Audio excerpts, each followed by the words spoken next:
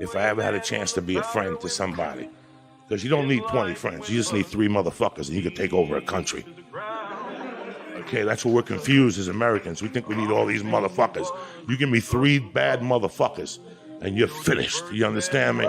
You're fucking finished because we got each other.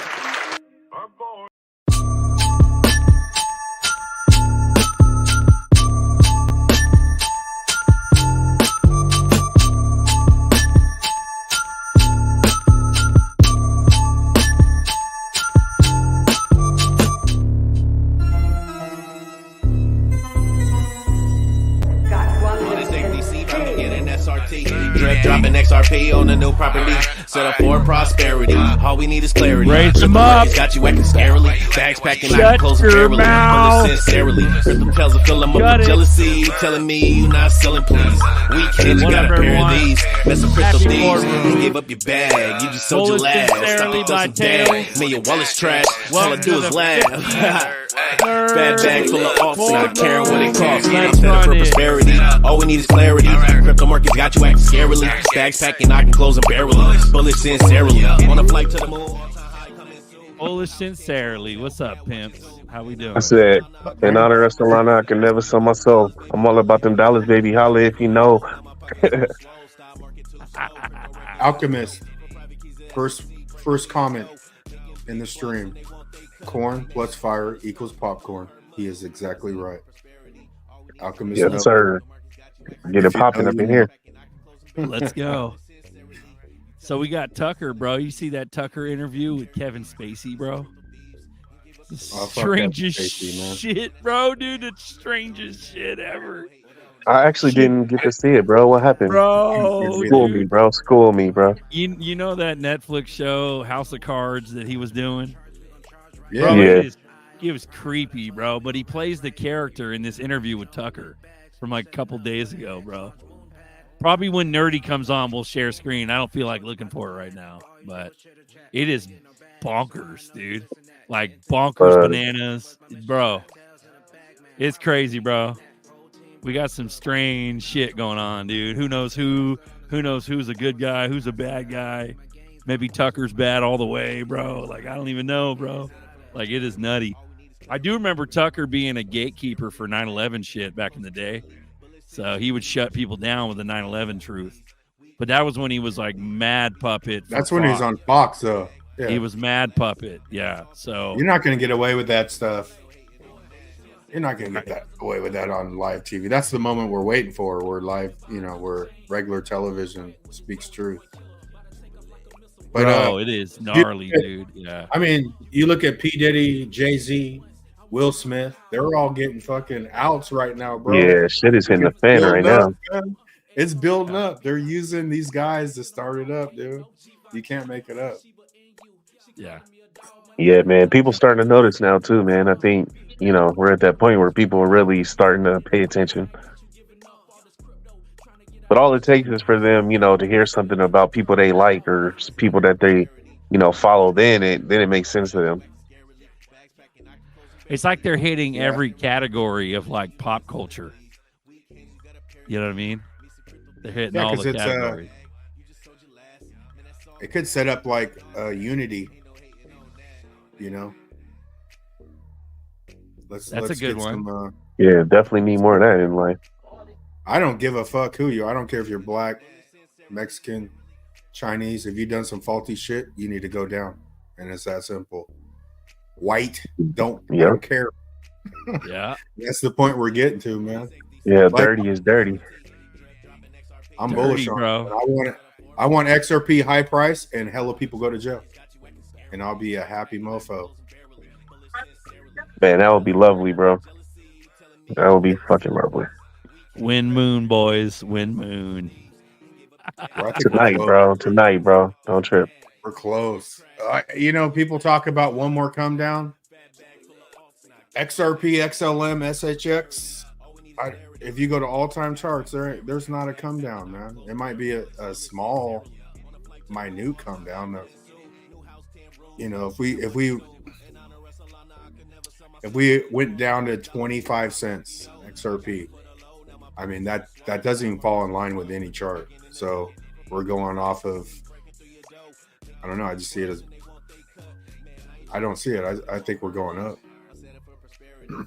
from here. You cannot show me a dip. There's no dips left on XLM, XRP, SHX. DAG has one more fire out and a come down, and then it takes off. So I was thinking about scooping up some DAG. Yeah, man, I've always liked DAG, and that's another one that I need to get some more of for sure. Selling on a nice rise and then coming back in if it comes down. But, bro, Nerdy's bullish on DAG, bro. He's our DAG man. I know he's got me bullish on DAG. I mean, I know G was talking about SHX for a long time. Nerdy was talking about it. Like, I got it, I don't know, probably a month ago. Maybe somewhere around a month ago. I got it at the right time, though. But even SHX, you know, if you... I bought it at 0.0059. But even when you go to the all-time chart, there's spots where you get like 0.0034, 4, but they're real quick. I didn't miss anything by not having it for a year, you know. There's another glitch. 4 zeros. 4 zeros. You're talking 2021, bro. That's like 2 years ago. I had no clue what SHX was 2 years ago. I'm not gonna lie, dude. You know, bro. There was a fucking another glitch. I forgot where it was, but like. Oh yeah, I saw that. It was like what, 37,000 or something. 37,000, bro. Crazy. Yo, these glitches, man. You know, it's about time, bro. Zerp's the only one that does it, bro. Yeah, everything else don't ever do that shit. None of it does, bro. There's your glitches, Gary. Thanks, Gary. Yeah, even we wanted some glitch miss for sure. Yeah.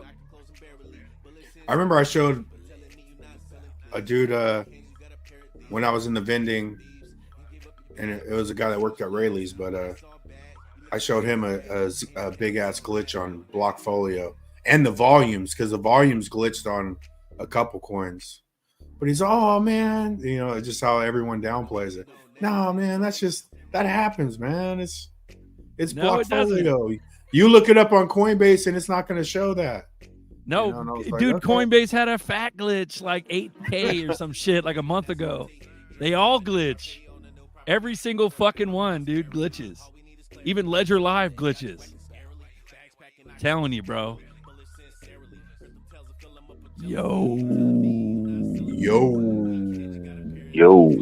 We got 81 watching. I got the shut your mouth mug. Shut your fucking mouth. Get your XRP and shut your mouth. Shut your mouth. Sit down. Right, man. What is it? The 3 things. What are the 3 things, Buster? Tell him, Buster. Get your Zerps. Don't fuck with them. And go sit your lazy ass down. That's all you got to do. Even lazy truly. People, man. Or if you're lazy, you just got to be patient, man. You can be lazy as fuck. And get the boat. Get on the boat. And then what did Crypto G? There's really motherfucking boats out here. There is, bro. There's really motherfucking boats out here. You better listen to your uncle too when he tell you. Man, we're close, man. Darkwing, welcoming back Uncle Buster.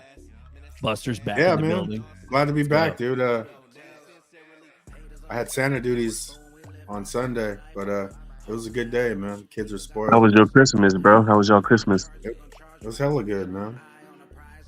Yeah, we just chilled out. Kept me busy, man. Sir. Yeah, I did the same. Santa. Chill with some fam and had some good food and, you know, enjoyed family time. Santa got my son a gaming chair, man. The thing shits on the chair I'm sitting in, bro. Bluetooth speakers and the thing. Man, I need one of them, low key. Dude, it's tight as hell. Oh man, that's a real good parent, though. You sacrifice yourself for the good of the kids. I might have to sell some Zerps, man. A little recovery. Like, come on, let me borrow your chair, though. You know, I need that chair, man. Love it. We got fresh blood up in here. Carcinio. Love you guys. Man. Thanks for the stream. Carcinio Hall, yes. Yeah. Remember that? Arsenio Hall. We love you. Shut your mouth if you want. There you go. We love you too. Thank you. So what do you guys think?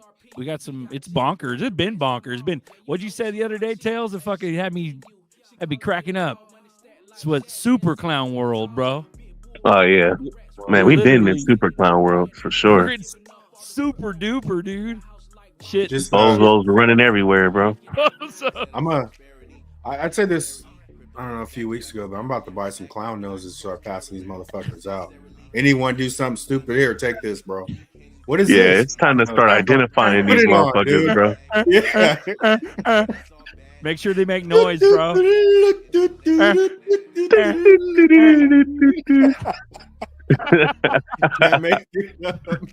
You're like, fuck. Yeah, man. It's time to start identifying these people, man. Yeah, just put them out there, man, so they can, so they can change clowns? their ways. Clowns do stupid shit, but they're scared to be embarrassed, man. Just start embarrassing. Put this on, dude. Put it on your nose, man. You a fucking clown. Get the fuck out of here. Yo, clowns just want to be loved, bro. That's what it is. Yeah. You know? Bro. They're just fucking emo. Bro, this is a community chat. You guys can be part of us, clown or not, man. Come on in. Yo, some people think we're clowns, bro. Some people, the way we talk, some people think we're clowns, bro. Until circus come in town. I know, right? And then it's all the cool rage at that point. Yeah. We'll have Tails pull up in the VW. Watch. Hell yeah, deep as fuck. Climb in the VW. Let's go, bro. Strange interview. Yes, makes you think Tucker's controlled op for sure, bro. That's that weird Tucker shit. We'll watch it a little later, bro, but it'll give us a copyright. But who gives a fuck? We can't be monetized anyways. You know what I mean? So I got no love for Kevin Spacey, man. Yeah, I'll probably check it out after the show. Dude, it was bonkers. It was bonkers. It was like some comms type shit, bro. It was weird, bro. And it was broadcast on Christmas Eve, dude. You're like, what? Yeah, it was nutty, bro. And Spacey even did that movie where he was all, what was it, American something, where he was all in love with the 14-year-old and shit. Oh yeah, American Beauty. Yeah, American Beauty. Yeah. I was asleep when it came out, but I was like, is it just me or is your ex account super red pilled, bro? Because I swear, bro, every time I go on, it's like the craziest of the craziest shit, bro. Yeah, that's the clown central, bro. X is clown, dude. Yeah, we got. Yeah, but I think like crazy. But that's a good sign. Like even my son said like 6 months ago. Yeah, I think that is a good sign. My son's like, Dad, on TikTok, he's like, Dad, you know the Titanic was the Olympic? I was like, where'd you hear that from? I'm like, give me a high five, boy. You know what I'm saying? I'm like, that's good shit right there. And he's like, I heard it from TikTok. I was like, dang. Like, you know what's being crazy? Used against them, man. Dude, StreamYard lets like X comments come through now. So Zeno's commenting from X. He's watching this shit on X right now, bro. It's legit. Because nobody gives a shit about some Obama Netflix predictive programming. Right. Oh yeah, didn't he have that movie he dropped that he produced or whatever, executive produced? Him and Big Mike. Yep. Yeah. People were saying like if you go to a lot of those scenes, there's a lot of they use a lot of symbology and imagery in the backgrounds, a lot of sixes and Masonic shit throughout the whole movie and shit. Yeah. Paul Smith goes, to add to the drama, Epstein's black book might be public. Yeah. That's about to pop off, so it's getting extra crazy. Any day. Yeah.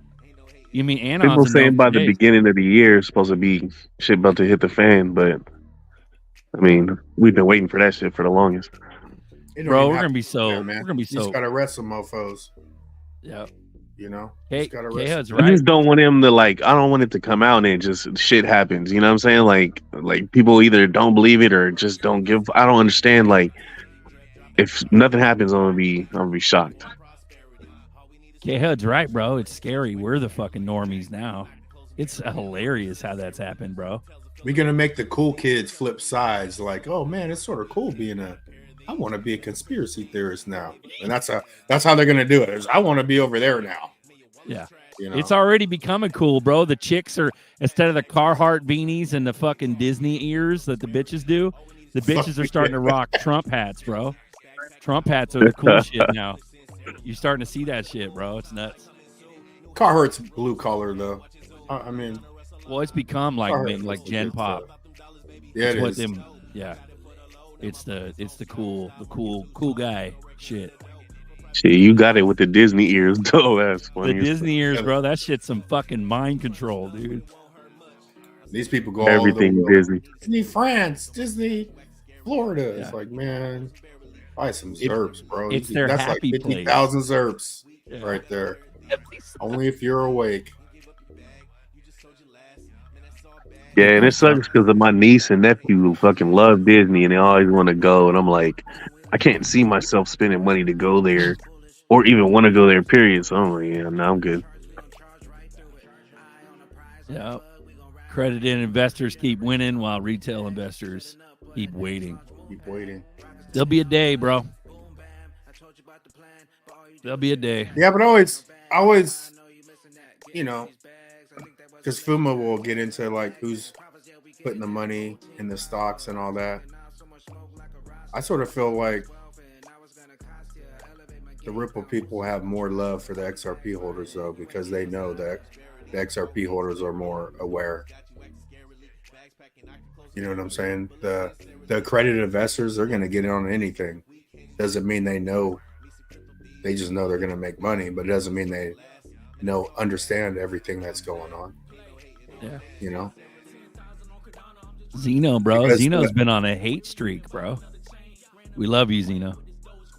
Where's Nerdy? He's the only one doing actual research. Yeah, I Zeno was going dummy the last show. I ain't gonna lie. He's dummy, bro. Sorry, mid thought, Buster. Finish. I'm more on. Yeah, I mean, I went hard for the first 3 or 4 years, but how much research do you need? I mean, if you got all the answers, brother, start your own YouTube channel, and you know, if you know how to do it right, do it. Don't talk about it. Be about it. Yep. What we do, man, you like it or you don't. 100. There you go, Zeno. That's what it is. Start it up, bro. OMC coffee time is here. I mean, Zeno's been in here for a couple years. He knows some shit. Yeah. Nah, Zeno been here for a minute. You know what I'm saying? Yeah, long minute, But bro. you can't just come and have hella shit to say and not say it though, like on your own. I don't need to research. My advice is get fucking Zerps. I don't give a fuck about any coin. That's my advice. Get fucking Zerps, and that's what it is. I've been saying this shit for 2 years. I heard Get that. Zerps. I heard that. Get some Zerps, people. Legendary, we're You definitely want to bottomed out. diversify. You know what I'm doing? Getting Zerps. Legendary, he says we're bottomed out, bro. Let's go. Yeah, we ain't believe got nowhere so, to go. dude. The all-time Up. charts, I don't see a come down, man. That's just, Bro, my that opinion. you were That's you were the showing police. us the charts earlier. You were like, dude, XLM, XRP. It's like the same exact chart, bro. Dag's is. looking for a blast. You know what I'm saying? Dag's about to blast, but Dag has one more come down before the biggie. But I mean, we'll see. You guys ready to drop the gate? We're like 20 minutes in, man. I think Yeah, we go will. ahead and let them glitches in, man. I think we will. Hey, from the last show, XRP Angel, thank you for the coffees. Tim, thank you, sir. And once again, Victor Gear, thank you for the coffees. Appreciate you. Shut your mouth. Yo, Zeno said what people tipping coffees for. They tipping coffees because they love the show, bro. If you hating, you can go. For real though. Man, I don't know what Zeno's deal is. Yeah, I don't know. Something got stuck up his ass or something, bro. But he can get out of here with all that bullshit. Damn. Yeah, bro. He's been hating for a couple days now. Like, I don't know. Maybe he Yeah, needs that a top Christmas- right corner, man. It's if you guys appreciate and love the show, man. You know, support the show. We do giveaways. You know, show some love, support us. If you don't, just come through and talk to us, man. We ain't begging y'all for nothing. right there. Even Yo. Alchemist on board. I'm a cartoon bear truther. Yeah, What's doing? he Let's hates in get a it. nice way. Alchemist. He needs Zeno maybe needs like a Christmas hug or something, man. He just Nah, I said- fuck with Alchemist though, because he, Alchemist always been that way. Is always on what he says on. But Dude, man, like his comments, man. What's Yeah. going on, people? What's up, Sean? What's going on? Hey, Uncle Buster, thanks for having us. Berserker, as usual. Kudos. I can't see who else is on. I see Ellen's on, and I think Ellie. But can I please address the elephant in the room? Do it, bro. I've lost weight. I'm no longer an elephant. Hey, Ellie, No, I that's lost okay. weight. Congratulations. That's not the elephant is Tails. My God. That track that you guys did with Bags was on fire. I've listened to that track since it dropped like 20 times. And Tails. You talking about that Christmas joint? Yes, and when you switched up the cadence and the tempo on your bars, I was like, whoa. I haven't heard music like that and felt that way about lyrics in a very, very long That bake time. burning. Is it done? And so, Good looking, bro. There we go. as somebody that used to be a DJ and used to pay attention to that kind of stuff, I really, really appreciate that. So congratulations, man. Hell yeah, man. I appreciate it, man. Bagman always come with the hits, bro. So if you ain't heard it yet, man, go check that out. The Xmas remix, Lemmy, And actually, Killer Strider, GDLT. Yes, sir. and I actually called you about 30 minutes ago because I was like, I got to call him real quick. But you didn't answer. I'm sure you were prepping for the show tonight. But I was like, dude, that is on fire. And GDT's bars, was he the last one? Or was he? Yeah, he got off too. Yeah, he got off. He was at the end. Y'all did a Welcome, great job. Carcinio. Welcome, Carcinio. What up, Yeah, y'all did. Arsenio Hall. What up, bro? Arsenio? If you're Y'all playing did a great YouTube at the same time, you got to pause your YouTube so you don't mess up and have an echo. Turn Just YouTube mute off. it. Only focus on StreamYard, Carcinio. Everybody Yeah, has this just mute it. problem. Real quick, Jaded Blur got your coffee, sir. Appreciate you. Jaded Blur. Go hit Jaded subscribe. Blur. Jaded Blur. Go hit subscribe on YouTube. Jaded Blur's channel, folks. Hit Appreciate that it. sub. All right, he better talk because we had this happen before. I want to Hey guys. verify. Okay, we can hear you. Hey, how you doing? Welcome Wonderful. aboard Thanks, XRP bros. Boardroom. So, what brings this pleasure to the boardroom, Carcinio? You're live. Just been following you guys, and it's a small community, but I mean, people are starting to wake up. Think so, man. Amen. Yeah, man. You want to talk about some shit? What do you know about the Tucker shit? You think he's a fucking deep state gatekeeper shill, dude, or what, bro? I mean, 'Cause he they're was all going- gatekeepers, I think. Right. But like, why would he fucking like get his rep up and do all this cool shit and then like gain the trust of the people and then dump it with the whole Kevin Spacey bullshit? You think that was like dog comms or like boot comms, like Nerdy on deck? What do you think, Nerdy? What do you think? The world's a stage. It's all a show. It's a show, bro. But what does it mean though? Why the fuck is Tucker doing that now? What does it mean now, bro? Is it like all shit's about to pop the fuck off, or what are It we looking means- at? It means get some zerps. That's what Get it some means, serves. man. Connect. Get your zerps. Shut the fuck up. Bruh, who Sit your cares? ass down. It's all a show. Yeah. What do you think? Doesn't the even point is? matter. Dude, I don't even know, Doesn't bro. even matter. We're super clown right now, bro. Doesn't even matter. We're in clown think it matters. dimension. Because, You think so? yeah, because, damn, I totally lost my thought. Chris Totally- is saying mine went Chris blank. is saying slow. Chris is saying slow disclosure, like slow. Well, they done had I think they're gonna, 4 if fucking they years. start yeah. hitting us with truth, hit them with some truth, hit them with truth, and then the truth is gonna ramp up. But What about these? I What about think we're in these? a good spot because I think I want to see it for the good, and Nerdy's like back and forth. I could tell Nerdy feels uneasy about it being for the good, right? But no. I believe it's all for the good. Don't get me wrong, but who the hell knows? I'd be disappointed, dude. But who knows how it's gonna happen? Like no one knows. Like all these I don't think it has and all these pictures and all this shit. Like who the hell really knows, bro? Ain't nobody knows nothing. But here's the thing. What we do know is you can buy some Zerbs. Yeah. Rye Guy says, "What up, Jay?" So, buy some XRP. When the new financial system is implemented, that's when the old fucking faggots are Sorry. It's all good. What about the faggots? No, go ahead. Tell us how you really feel, Ellie. Once the old bad elites go, we've switched to the new system, new world, new digital economy. Blockchain is the new way of accounting. Bob's your uncle. Bob's your uncle. Uncle Buster. Uncle Buster's your uncle. Well, there's a Hodgkinson Epstein connection, bro, that popped off recently too, bro. Good. Just to let everyone know that faggots used to be cigarettes. So if anyone's gonna faggot, or bundles of sticks. Or bundles of sticks. So, let me pitch a fag. And poofs are those cushions that you put your feet on when you're watching footy. Put your feet on and watching football But from the couch.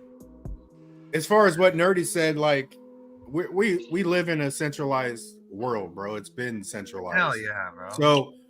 So even if it turns for the good, it only can turn with control. Somebody's controlling it the way they want it to go, right?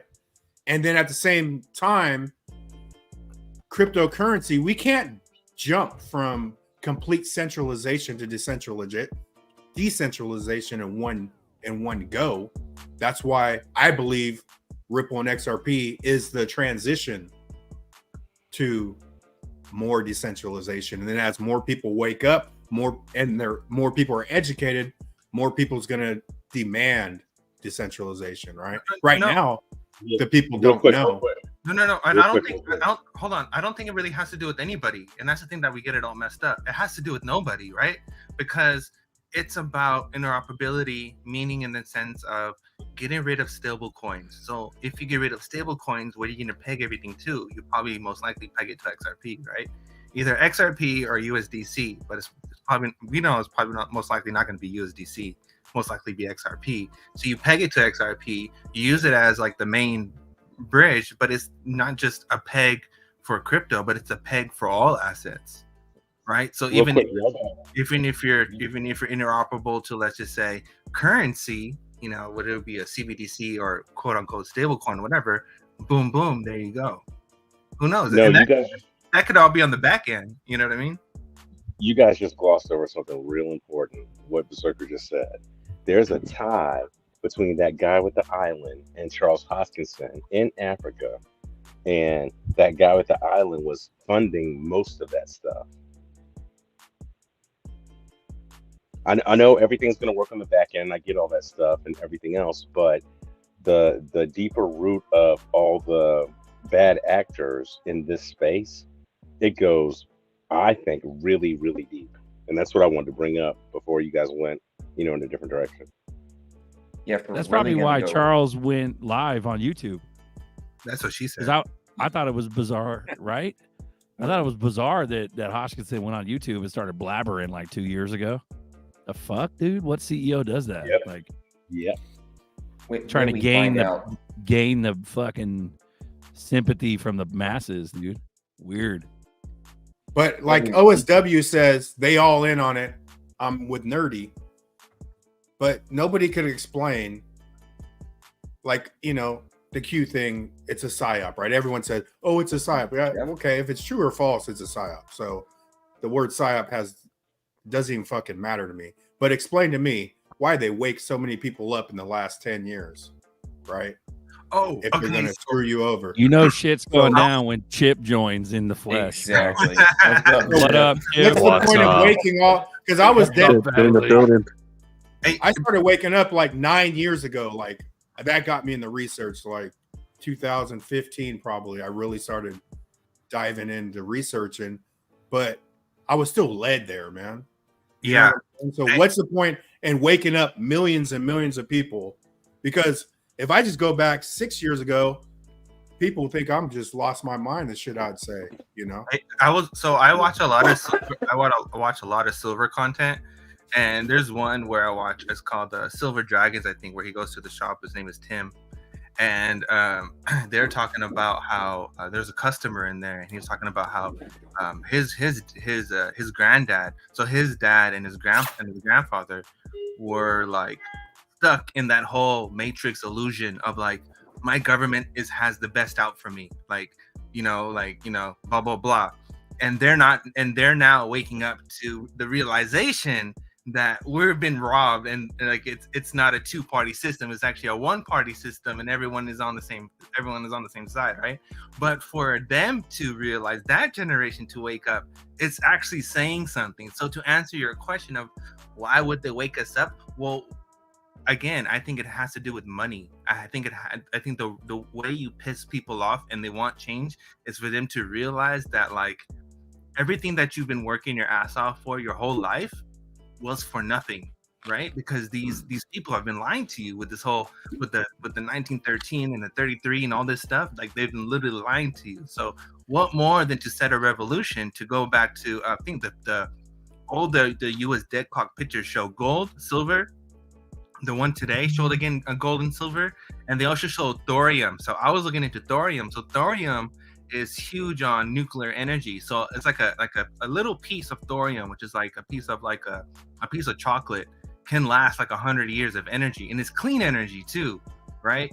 So we can back all these different things to our dollar, to treasury, switch to treasury, default, go back to treasury, and then we have a healthy ass economy again. So that's what I'm saying. Like, at the end of the day, it's all a movie. And if you look at it from a legal standpoint, they only have a few options. And the real option that they're most likely taking is a default, right? So those probably default. Treasury probably go back to treasury dollars, treasury notes. That could buy actual liquidity, actual commodities and shit, and then have a better economy. Boom, America's winning again. I don't think the dollar's going anywhere, bro, to be honest. 90% of trade, it's not going to the BRICS. Hell no. The BRICS even said that they're not trying to take over the dollar.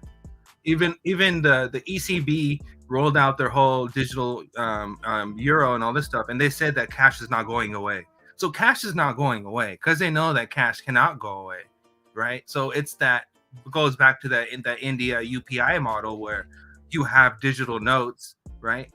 And so you have digital currency set aside that have a certain amount of serial numbers, and then you have physical currency that has a certain amount of serial numbers, and they correlate with each other, and then that's your system where you can. You have either a government issued wallet, digital wallet, or an app or whatever, like Twitter or whatever, that allows you to interact with the system that way, right? You have your digital notes that way, and then your bank is your actual money. I mean, there you go. Chip, what up, player? How you doing, bro? What up? Hey, Berserker. Few drops are real. The Earth isn't round. We never went to the moon. Any questions? Just let's fucking go. Somebody have any questions tonight? Berserker, what are you blowing on over there, man? Like you like took out half of that mountain right there. I know, right? with that puffy stuff, but that was pretty good. How's everybody enjoying going into the new year? Everybody excited to get into 2024? Because the Bitcoin halving is going to come and everything's going to blow up. From what everybody's saying, that's kind of what it is. But no, I think I know you guys talked about the Q drops, but if you've been down that rabbit hole enough. What wrote that, right? So just a bunch of people cleverly put some stuff together, and it's continuously right over and over and over again. And when you have a contested election, when it's telegraphed 6 months ahead of time, it's going to be stolen, and everyone's like, "Oh my God, it was stolen! I don't know how that happened." And then you have Trump that telegraphs everything over and over again, talks about the inflation, talks about pretty much everything, right? Almost as if he had a looking glass. Kind of weird, but I think proof. What is that? 2030 Zeno smokes hairy cigars. Nice. So I just think that in order to wake everybody up, you had to have you can't tell people. It's so funny is like when the so-called resident was inaugurated, they put up walls. We heard walls didn't work, right? That's what we've always been told. Walls don't work, but they put up walls because they thought Trump was coming in with the army and the military. And he just let him have it. And the timing was wrong on that. what they normally do with a cannon, and it wasn't for a president, it was for a funeral. I mean, the whole thing is like, if you just sit there and you go, well, how many of these things have to happen over and over again before it's no longer a coincidence? That's what I say. Beautiful. It's almost like, I mean, out of all the things that's happened in the last 3 years, it's like it's being pushed. It's being pushed so quickly to where people just aren't believing it. More people are waking up just because so many things are happening one after the other. You know what I'm saying? And true. Yeah. But like, even with the banking, like, there's people that think I'm crazy. Like, Rothschilds has screwed over countries, other banking families. There's banking families that existed that didn't need all the shady other shit. You could just make money by being a banker and make a shit ton of money. You don't need to do all this other stuff. And there's bankers that, you know, I think we're in a banking war straight up. Yeah, hell yeah. Everything else No is doubt. just, but people really think that all bankers want all this other chaos going on. And I just don't believe that. I think the bankers that took control are down with that stuff, but I think there's people that don't need all that. You know how much, you know? Yeah. You can make, you're going to make money regardless. It's just, it's crazy. Like, we're at the tip top of greed, man. Yeah, hell yeah. So I just want to comment on what Trip was saying. If you look at not just the inauguration, you look at how the soldiers' back were turned. You look at how no one was wearing their medals or anything. You look how they walked into the wreath. He never picked up anything. You look at how everything was wrinkled. You look at how about the cannons they fired. It was all about foreign occupation. You look about how this the whole thing was staged. You look at the thing before noon. I think they did at 12:01, or they did it at 12:59. Supposed to do it afternoon. You look at all these little details. You look at the CGI people in the background. Those two people that were there, and the two people that disappeared the second later. Like, you look at how it was a different Bible. It was upside down, or it was the wrong one, or something like that. Wrong one. The whole thing is a show, man. The whole thing is a freaking show. No handing over the nuclear suitcase for extended periods of time. All those little details. So many little things. But when you say it's a show, are you implying that it doesn't mean anything? Melania gave. Well, Melania implying when you say it's a show. Melania gave the speech that the first lady was supposed to give at some event. I can't remember. That was just recently. That's the first lady entitled job, and she did it. So what does that tell you? You look at the U.S. Navy game. Who walked out with Trump during that Navy game? Who is protecting Trump in the background? It's not a normal security. It's literally secret. It's literally secret ops, isn't it? Like, they're out there with their gear and everything, watching his back. Like, look at his plane. Like, the dude is living in Kennedy's 60-year-old winter wonderland, his little winter his winter vacation home called the Kennedy House, which is the backup White House that still has all of the Kennedy memorabilia and all this stuff still in that house. I mean, come on, right? It's a whole show. You look at the new Air Force One. The painting on the Air Force One is John John's freaking painting scheme on his plane is now Air Force One's painting scheme on the new plane. Explain that shit. Right. But what you're saying is like a basic concept. You're saying a basic statement. What I'm trying to say is that why fool the public that Trump's in the chart? Why not just fucking? Is it for the people to actually slowly wake up? What is it about? No, that's exactly why. Government is that why? It's the people's government. It's the people have to wake up and make the change. Right? Well, they don't have to make the change if Trump's in control, bro. And the White Hats are in control. Where do they make their voice count? In the voting polls. Yeah, but if the fucking vote's stolen, it don't matter. But that's where the board comes into play, and that's exactly what Chris is saying, right? With all the drops that they've been talking about. They're talking about all the QR codes. and the blockchain and all this other quantum shit that they had with the ballots, with the infrared and all this other shit. What are they trying to fucking mitigate by taking so long and being so cryptic? What are they trying to mitigate? Maybe because they're trying to. Maybe it's not just a country thing. Maybe it's a global thing, and it's a global case and not just a country case. And people but what are they trying to mitigate? Like, are they trying to circumvent like chaos? Like, do they really think the sheep will fucking? Well, you have to look what the plan was. The plan was to murder everyone, right? What the plan was to say that the air was poison when it was actually the flu, to inject everyone with the genocide with the poison, right? And then to kill everyone and to keep that going and to have this wars that we're going through right now with Palestine and stuff. This was supposed to last 10 plus years and forever. And this was supposed to bring in the transhuman thing, right? So you had the preparing of transhumanism with altering your DNA, and then you have the war that was supposed to lead people into hybrid mechanism for all this war stuff, and that's what they stopped. And that was supposed to lead us to the end of humanity altogether, right? So if you look at the bigger picture, they really did stop something. Oh yeah. I mean, so there, you got like people like 23 goes, lights out, Uncle Bazooka. Like, yeah, lights out, but why the fuck didn't they do that 3 years ago? We've been sitting around holding our dicks for 3 fucking years, knowing that it's a fucking clown world, knowing that they're doing all this crazy shit.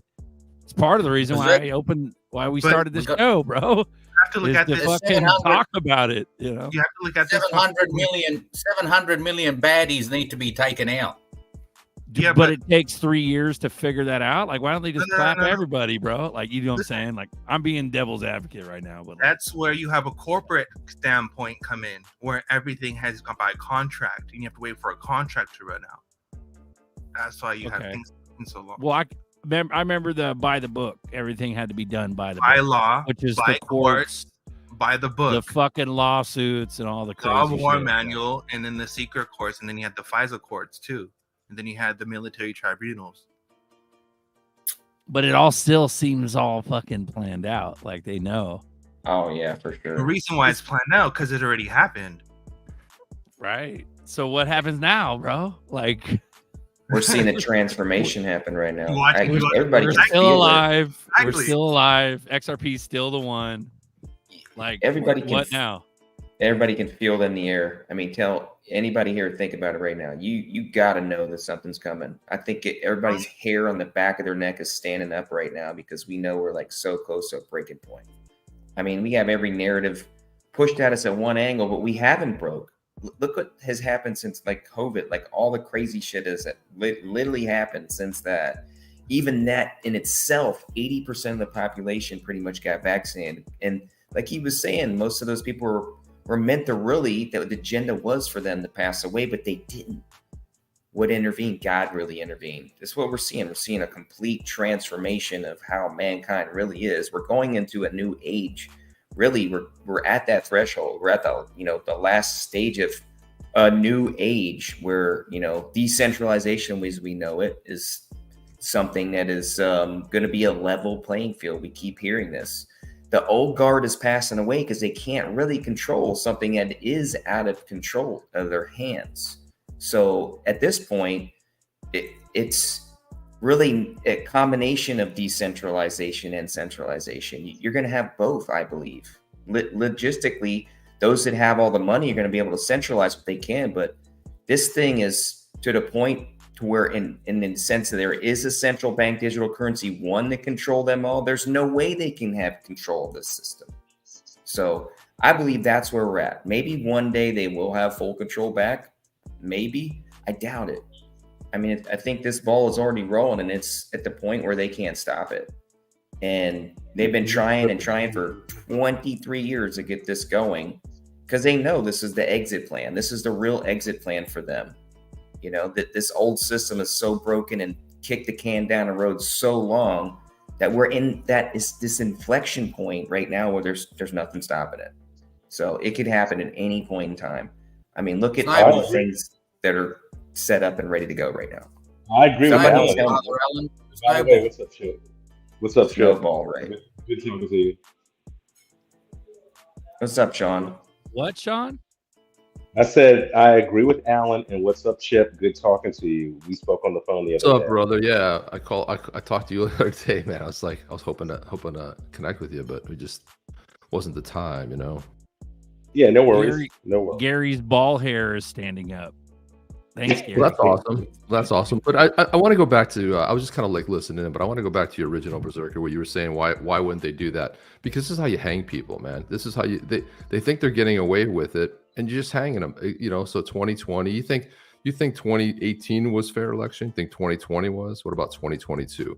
So you just keep letting them do it, and then you just basically getting them ready to hang them. That's kind of how it works. And in 2020, when they thought Trump was going to come in and bust in with some military action, he let them hang themselves. Go ahead, erect the wall. Basically, you know, move all the people out of DC. It was streets were dead, right? There was nothing going on at that time. So there, you know, I always say like the whole idea of Space Force.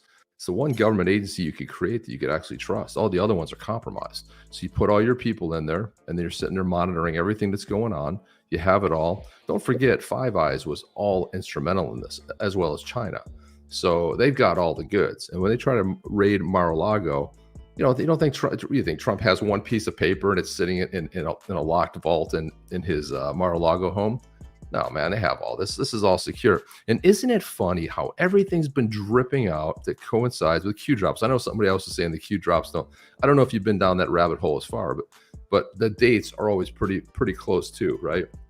A 2018 drop, a 2019 drop, right around the same time, give or take 4 or 5 days. It's usually pretty much right on. So I think a lot of this stuff, and if you look at Trump, look at his entourage, and then you look at Biden. He's got like 3 cars, and then someone's allowed to just run into him. You saw that where he someone ran into his entourage. That's not happening with Trump, right? I mean, he pulls in. He's got 40 cars.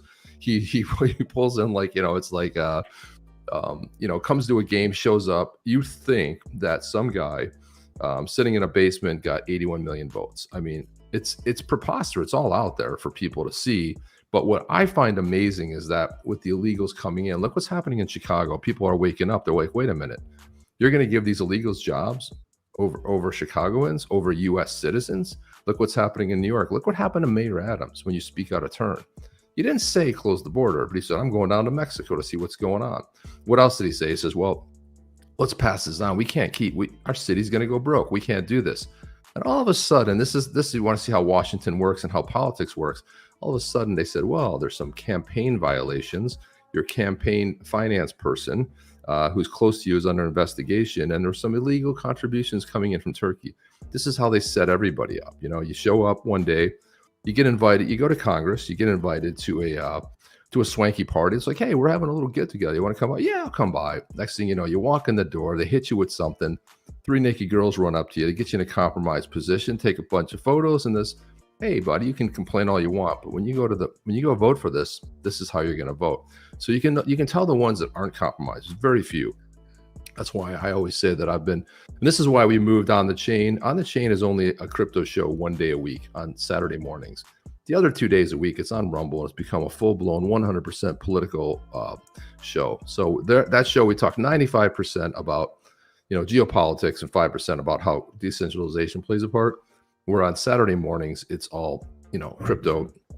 The reason we made the move is because we've been talking about this for a long time, and the growth really died, right? So we were seeing we've lost 400 or 500 subs over the last couple of months. We don't even know why we're losing them, but we're losing them. We were at 26,000 subs. We rolled back to 25,000, and meanwhile, we're steadily picking up, people over on Rumble. So yeah, our channel was pretty much compromised. But this whole thing, people that say it's a psyop. Okay, it's a psyop, right? I don't buy it at all. I think if you spend enough time looking, the Q drops were kind of there to sort of educate people, to kind of tell them there was stuff to go, and it's open to interpretation too, right? Things we thought, like when we saw things we originally thought one way, and then you see like maybe later it was interpreted as another way, like when they always talked about no agency, right?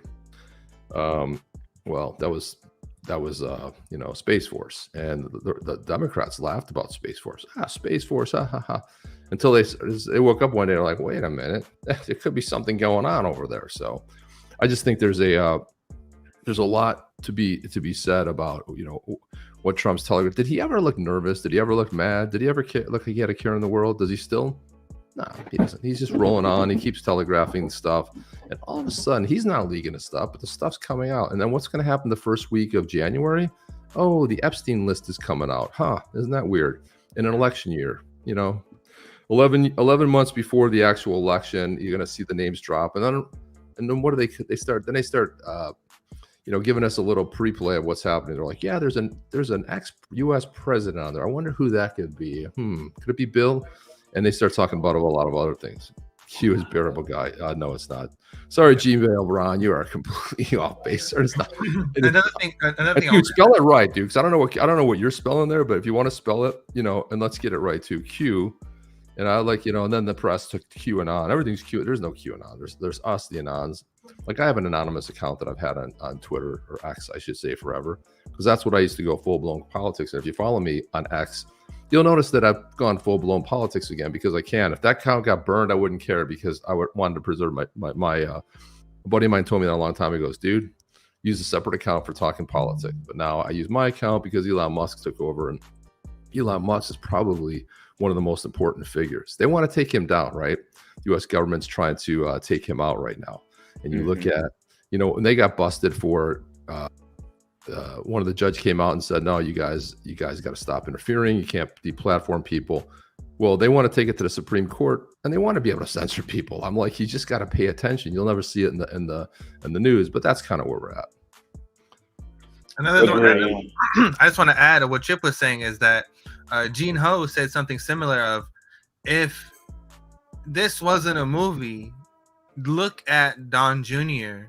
and look at Ivanka and look at the kids and how they're going on vacation and stuff. It's something. If it was something really serious, they wouldn't be doing those things.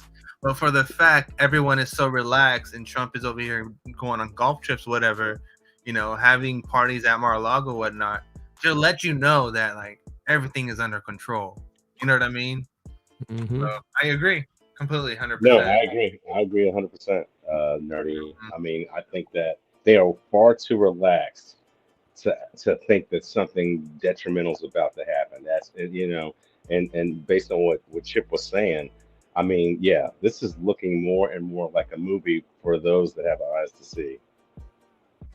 Yeah, they're trying to stop Elon from Starlink and all the progression that he's done. I do believe he's worked with Trump for a long time now. I mean, he was like really the first major president to really be bullish on blockchain because he knows it's freedom. And I think the incumbents have been trying to fight him because he knows that was the freedom that we really needed. We really need some type of new payment system that the elites couldn't completely control. And the last redundancy that we really need, I believe, is Starlink. I mean, they've teamed up with T-Mobile. If they could bring 4G, 5G, and Starlink redundancies to the blockchain, I don't really think there's a stopping force at that point. And I think that is one of the last straws. And this stall tactic, the last stall tactic I think they're throwing at us, is why we're all waiting right now.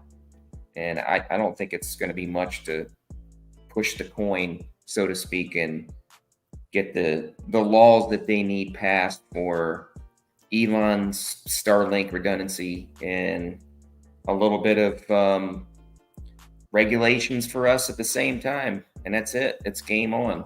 That's kind of what I'm seeing. And really soon.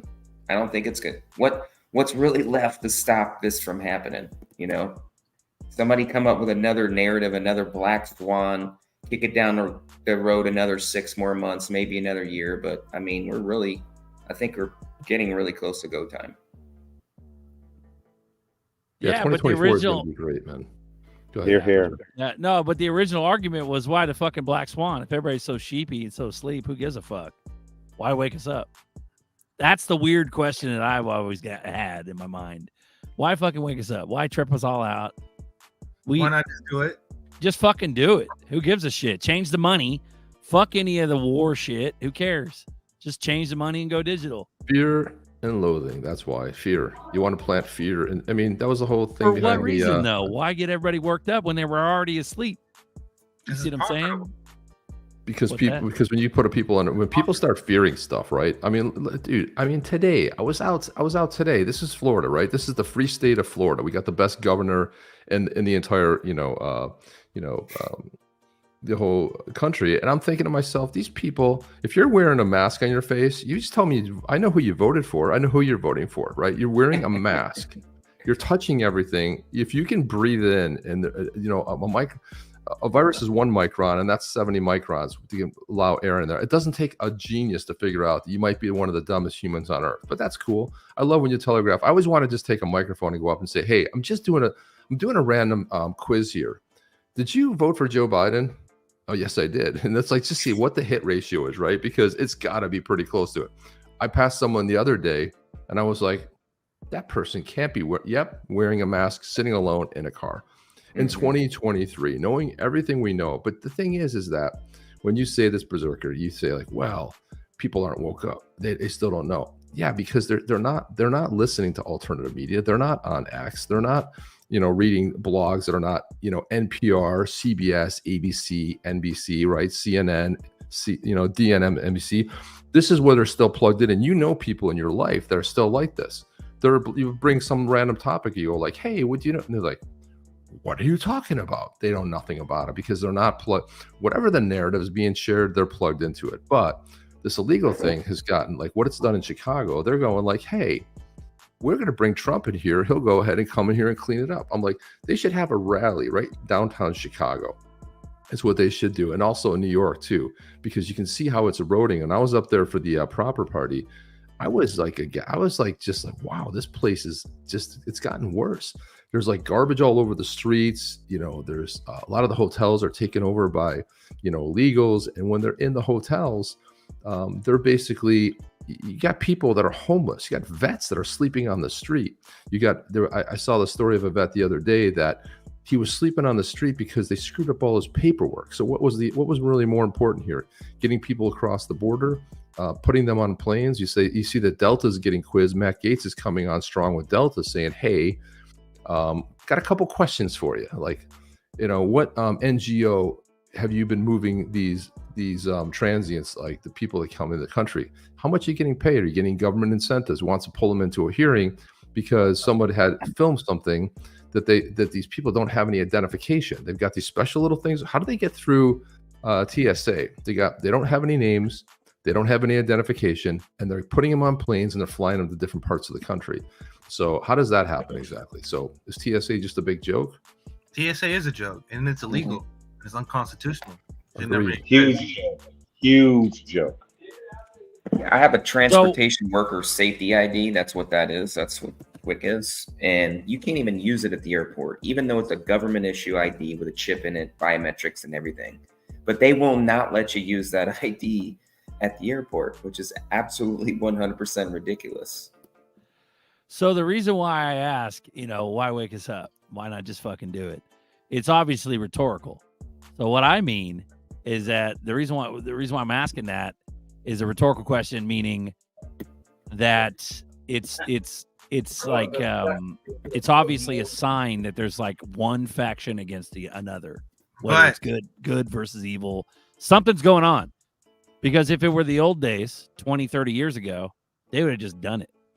But like, why even the need for 9/11? Well, we know that because that started a bunch of fucking wars about oil and money and, but they fucking print the money. So what the fuck? Why even need the need for the fucking wars and shit?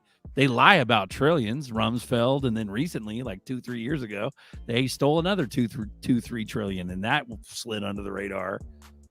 You know what I'm saying? Like it's a rhetorical thing, meaning it's proof that there's good versus evil going on here. As to who's who and what's what, fuck, who knows, bro? But I don't know. Go ahead, Nerdy. But we wouldn't be here talking about this so freely right now if it wasn't for all of that.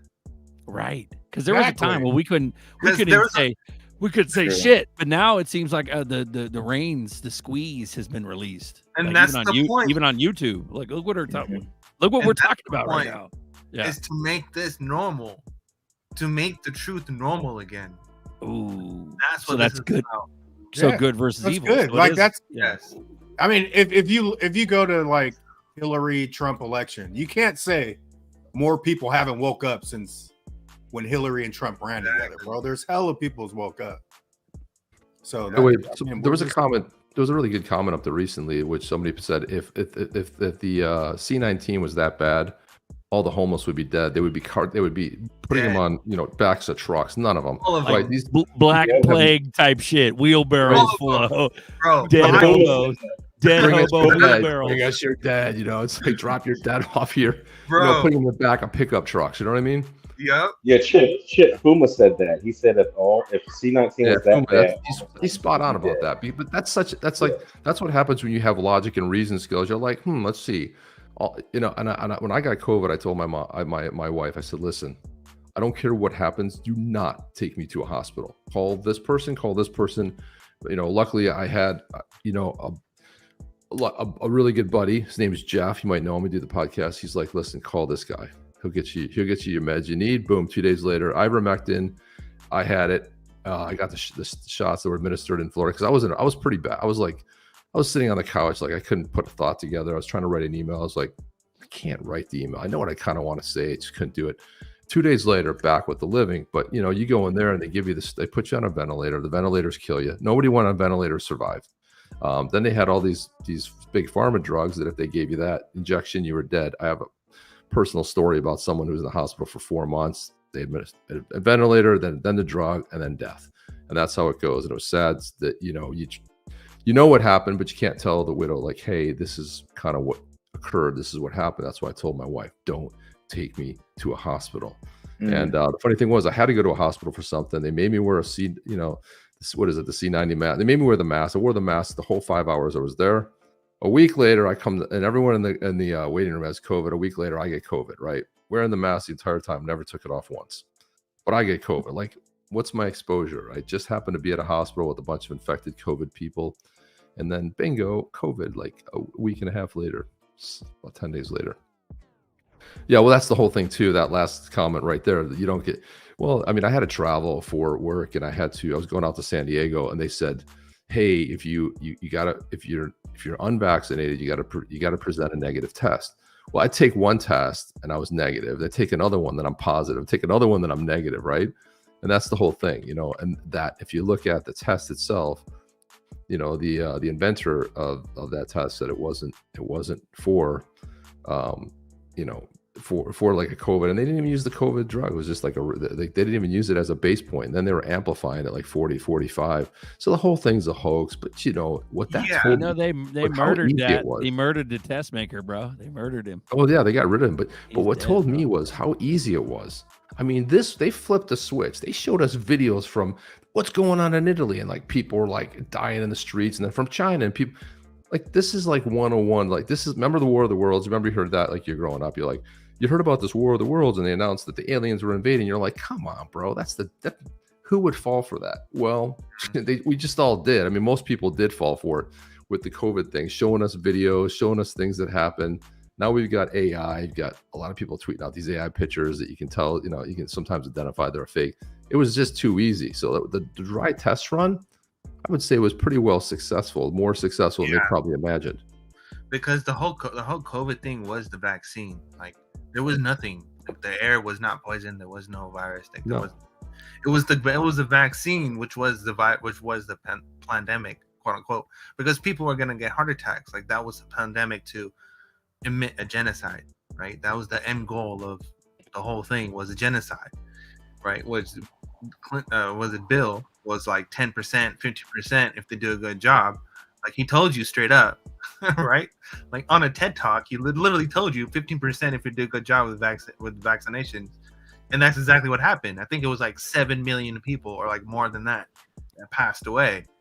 And that's crazy. And then this second one that's coming about right now is supposed to be a 70% effective rate. So that means anyone who's taking it is most likely 100% going to die. And the CDC is out here put your mask on again when we're like, bro, it's a genocide. You guys need to calm down. Relax. No one is going to get on with this no more. But then again, that goes into what Berserker is saying. why are we doing this? Well, that's the whole reason why. It's for the fact that we're over here right now being able to say that it's a genocide. Had this whole thing not happened, we would not be able to say this, and I would probably be someone knocking on my door right now for the fact that I'm saying this, right? Well, in the last, that's exactly what happened in Australia, right? Was that exact thing that people were knocking on someone's door? They said something online, and they knocked on someone's door, and they pulled them out of their home, put them in. Only Victoria. Only Victoria. Didn't happen in New South Wales. Okay, wherever it happened, it still happened, right? So Australia bent the knee big time, right? It's like, hey guys, you want to take a gun? Yeah, come on, get here. We'll give our guns up. What the hell? It's like, but they didn't read throughout history every time they took the guns and how the country fell. But I have it from a good source and a really good friend, an Aussie, who told me that they didn't take the guns. They took a lot of the handguns. That he detailed stories where a lot of people are pretty well armed to the hilt with lots of rifles and a lot of stuff. It didn't go away. Am I right? Yeah, correct. We have shootings by gang members. They're popping off people, and no, it's every day. There's the Asian and Middle Eastern crime. They're just popping people off, and they got guns. So yeah, guns are still out here. So in the last, but also there's been in the last 5 minutes, been a lot of murders too in Hawaii recently, like within the last week. Right. I'm always on the macro. You guys know that. In the last 5 minutes, what's been implied that the C-19 was a test run. So that implies to me that there might be the real deal come up. But if the Patriots are in control, the White Hats are in control, why the fuck would they run that? And why do they have to wake up the public to this digital new system? Why is it so much infighting in Congress and all? Like, what the fuck? I don't think a bunch of people, bro, like 80% of the people don't give a fuck if it's digital. They don't, bro. Everything's, so is it all about the money or is it just about control? No. Like, what the fuck? It's about what's trust. the point of this fucking movie? Yeah, it showed that the about CNN the is not money. trust because the CNN's views went down the drain. Right now, all the mainstream media's views are down the drain, and Tucker Carlson on X is getting 10 million views on a video, right? Yeah, it's crazy. Or people are watching something on Rumble or whatever, right? So this is that. So like that's the answer to your question, was to break the lotus flower eating cookie matrix where it's like, ooh, watch the black box. Believe me, I'm magical CNN. I'm magical NSBC. I'm magical ABC. Watch me. Ooh, I'm telling you the truth. To snap the hell out of it. Whatever we're telling you on all these lies and all this stuff, these are made up numbers. All of this. So a black swan, is it? Think about how many times is it an actual real pandemic coming up? Like, why would they do that when they're trying to wake us all up? But think about how many times they had to correct themselves on TV. They had to correct themselves about the whole Russia gate. They had to say about the whole heart attack stuff. They had to admit about ivermectin. They had to admit about hydrochloroquine. They had to admit about everything that they said that we did wrong. They had to admit that it was false. And now they're over here talking about Hunter. The same stuff that they implemented Trump for, they're now talking about Bunter and freaking Biden, right? They're the ones doing the Russia stuff when they're over here saying that Trump was doing the Russia stuff, right? So worse than that because they're also doing China stuff. So with that being said, with everything you just said, is so maybe we're going into an era of like awake, and if it's for the good, why have to scare the people with a black swan? That's what I'm trying to get to. I'm actively trying to figure this out. Why the fuck we need a black swan? They have to do it. They have to do it because what they have to do is this is a last ditch effort, maybe one or two or three last ditch efforts to maintain control and the power and the money. They have to do it. They're the bad guys, whoever's existing still, considering, let's assume that it's still good versus evil. Let's assume that the bad guys are still kind of in control. They can still push a black swan. Okay, but that black swan most indefinitely is going to fucking fail. Because if it, you know, I mean, we're not dead yet. Lights are still on. Internet's still on. It's been a ridiculous amount of time. We're all awake as much as we're going to fucking wake up. If the bad guys push a fucking black swan to one last ditch effort to retain control, then that black swan is going to fail, which will most inevitably wake up the rest of the sheep. So Is here's that here's what my we're thing. doing? Is Yeah, what are we here's doing right my now? thinking. Yeah. But Here's okay, my real thinking. quick, Well, that just hold on, goes. hold on. Here's my thinking is that they have to do the black swan to try to retain control. What they're not counting on is the due diligence that the American people have done, even the ones that are we would call sheep or normies. There's certain things that you can't push them past, and they're going to end up being on our side, which is why the black swan will fail. Because what's going to happen is the American spirit, and I'm speaking as an American, is I hope is so. at a, is it's at a level that other nations or nation states haven't had the pleasure or of experiencing for the last 200-300 years. Mhm. So because of that, that gives us the best chance. Remember, they say, so goes America, so goes the rest of the planet. So we're like the last hope, like what they call it, the Great White Hope, and all those black exploitation movies back in the '70s. We are the hope for the rest of the nation, the rest of the world. And so when that call comes in that we must fight for our sovereignty and freedom, that's what's going to make the black swan fail because there's going to be people in this country or around the world that'll support us and will be like, whoa, we ain't doing that.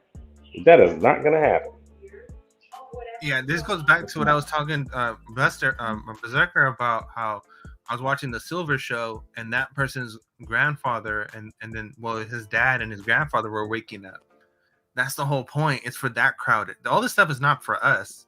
Like we've been diving, like we've been freaking red pill and black pill, whatever. Like we've been like researching about this for a very long time. Like we know about this stuff, but this is not for us. This is for them, right? This is for them to let them know, like the reason why you don't have Social Security is because the Bidens are sending all your money to Ukraine and China. That's the reason why you don't have any money. The reason why all our infrastructure is the way it is because it's been all sold out to China, right? The reason why the governments vote the way that they vote, and the reason why things are stolen the way they're stolen, is because everything has been, everything is being owned by someone in Ukraine. Everything is being owned by someone in China. Someone is being owned in somewhere in London, or someone is being owned over here somewhere in Germany, right? Like all of this is trying to show you that hey, our country is being exploited by these freaking deep state swamp creatures that are saying that they're for us, saying that they represent us, but they're over here making a $2 million salary as a politician when they're supposed to be representing us. How they're making that much money? Oh, that's because they're doing insider trading. That's because they're exploiting our government, and they're making deals with other people's governments and other people's private companies and their whole freaking business infrastructure, right? And that's what the whole Burisma thing is, and how people are on different boards. Oh, Hunter Biden is a painter. Hunter Biden is not an art painter. The painting is actually money laundering. Now everyone knows that these paintings are used for money laundering. People never knew that before. Now people know the whole structures, right? So it still is what the gist is that I'm getting is it's still good versus evil. We're still fighting this fight. That, but it's the little as details that people never paid attention to before of why someone is doing that. Why does someone all of a sudden have a book deal? What is a book deal? What is a book deal represent? Laundering, right? It's money laundering. Museum signing. They never saw that before. What is that? What is the art deal? What is this kind of deal? What is the energy? What is the energy deal? What is that kind of deal? There is shit that's going behind the background that is these politicians are taking bribes for that dictate what we are paying taxes for. So we're the one being robbed here. And their medium of all this criminal activity is dollars. So in order to cancel the whole operation, you get rid of dollars. In order for that to happen, you let it default. But you don't want to be the person in charge as it goes as a default. So you put a fake character, aka Biden, in the whole picture of the failed corporation that's already that makes the most sense right there. Let the whole thing go down and let him win and let him problem is what the fuck took so long? Why did you have to wait? Look what happened. I'm sorry that it took so long. We had to show you what is taking so long. This is the reason why it's happening. Are you glad we showed you? Look at X, Y, and Z is actually still alive, and we're actually did this because it was actually in a whole scheme of showing you that it wasn't just a country thing. It wasn't a centralized thing. It wasn't just a little piece. It was a whole network of characters across the whole world, and everyone sold everyone out. They sold humanity out as a whole, right? And that's what all this is about. It's about, hey, restoring power back to the people. And that's why Trump's inauguration speech was so fucking powerful, right? And this is why him having all those commanders and everyone behind him, all those admirals behind him, was such a big deal, because these were people that were in charge of the military tribunals, right? These were the judges. So he's letting you know straight up, we're taking power back. And this is why the ships were stuck, because they said anyone that interfere with the election, we're no longer doing business with you. Then the ships were stuck. We have all this things that are happening with pipelines and all these sanctions that are happening, but it's actually removing power from one party and giving it to another. We have BRICS that's going against NATO. And what is NATO? NATO connects to United Nations, connects to the treaty. You get rid of the treaty, you feed the people. But you have to supplement that with something. And that's what BRICS is. Ellie, what do you got, Ellie? And then welcome aboard, Adam. I'm going. If you want to let Fuma in, give him a link. Fuma needs a link. Roger that. Don't leave yet though. Shout out. Wait till Fuma pops in. Shout out to Mojo Nixon, brother. Got your coffees. Angus Scrim. I've got to go arrest some bastards. To Dre, got your coffee, sir. See, Ellie. You. And the Shout out to the chat, guys. Thank you. Got to go down and get some sewer rats. Shout out to guys donating to the chat, to the boardroom. Thank you guys. Adam's on deck. Adam, meet Chip. Adam, Chip. Let's go. Nice to meet you guys. What's going on? What's up, bro? What's up, Boomer's ready. Go ahead. See you later, guys. Take care. Stay positive. Love you, Later, Ellie. Ellie. Peace out, Ellie. Take care, brother. See, I want to add to what you were saying, what's taking so long. You know, once we do go and get everything on the blockchain, they're not going to be able to hide all the shady deals they're doing, all these backdoor transactions, all these ETFs, all these, you know, fake pump and dump coins. All that's going to go away. That's why it's taken so long. They still have to close the stock market system as we know it, the rigged system, and switch over to a blockchain that they can basically do the same thing on, and eventually put things in the code where they can do shady deals in the background they're doing right now. Right now, it's the Wild Wild West. We're at the stage of who's the better developer, who can do the better technology with this project, etc. You know, and really, ultimately, I think God set this whole thing up as an escape plan for God's people really to wake up. We're all kind of waking up. Those that got a good heart, a good soul in them, realize that something's going on. That's why people are starting to wake up, because you know there's too much that has happened. I just want to say, Alan, it's not the Wild Wild West. It's actually the Fourth Reich. Let's be honest here. That's what we're doing. We got Fuma on deck, guys. Fuma on deck. What's up, pimp? Hey, how's it going, gents? Yo, what up, Fuma? Hey, man. So Chip is just dropping some. Yeah, can you guys hear me okay? Hear you fine, man. Yeah. What's up, Fuma? Yeah, man. Chip was dropping bombs, and I was like, damn. You gotta come over. You gotta come over to the political show, Fuma. You gotta Wednesdays and Sunday nights at 8:00. We drop it hard, man. We can say anything over there, and we do. Yeah, man. Here I'm being a little careful because that's Rumble, right, Chip? Rumble, yeah, over on Rumble. Yeah. It's on the Drop chain your live link, over bro. on Rumble. Drop your link, bro, if you can. So Chip, I'm in Florida as well. Oh yeah, where you at?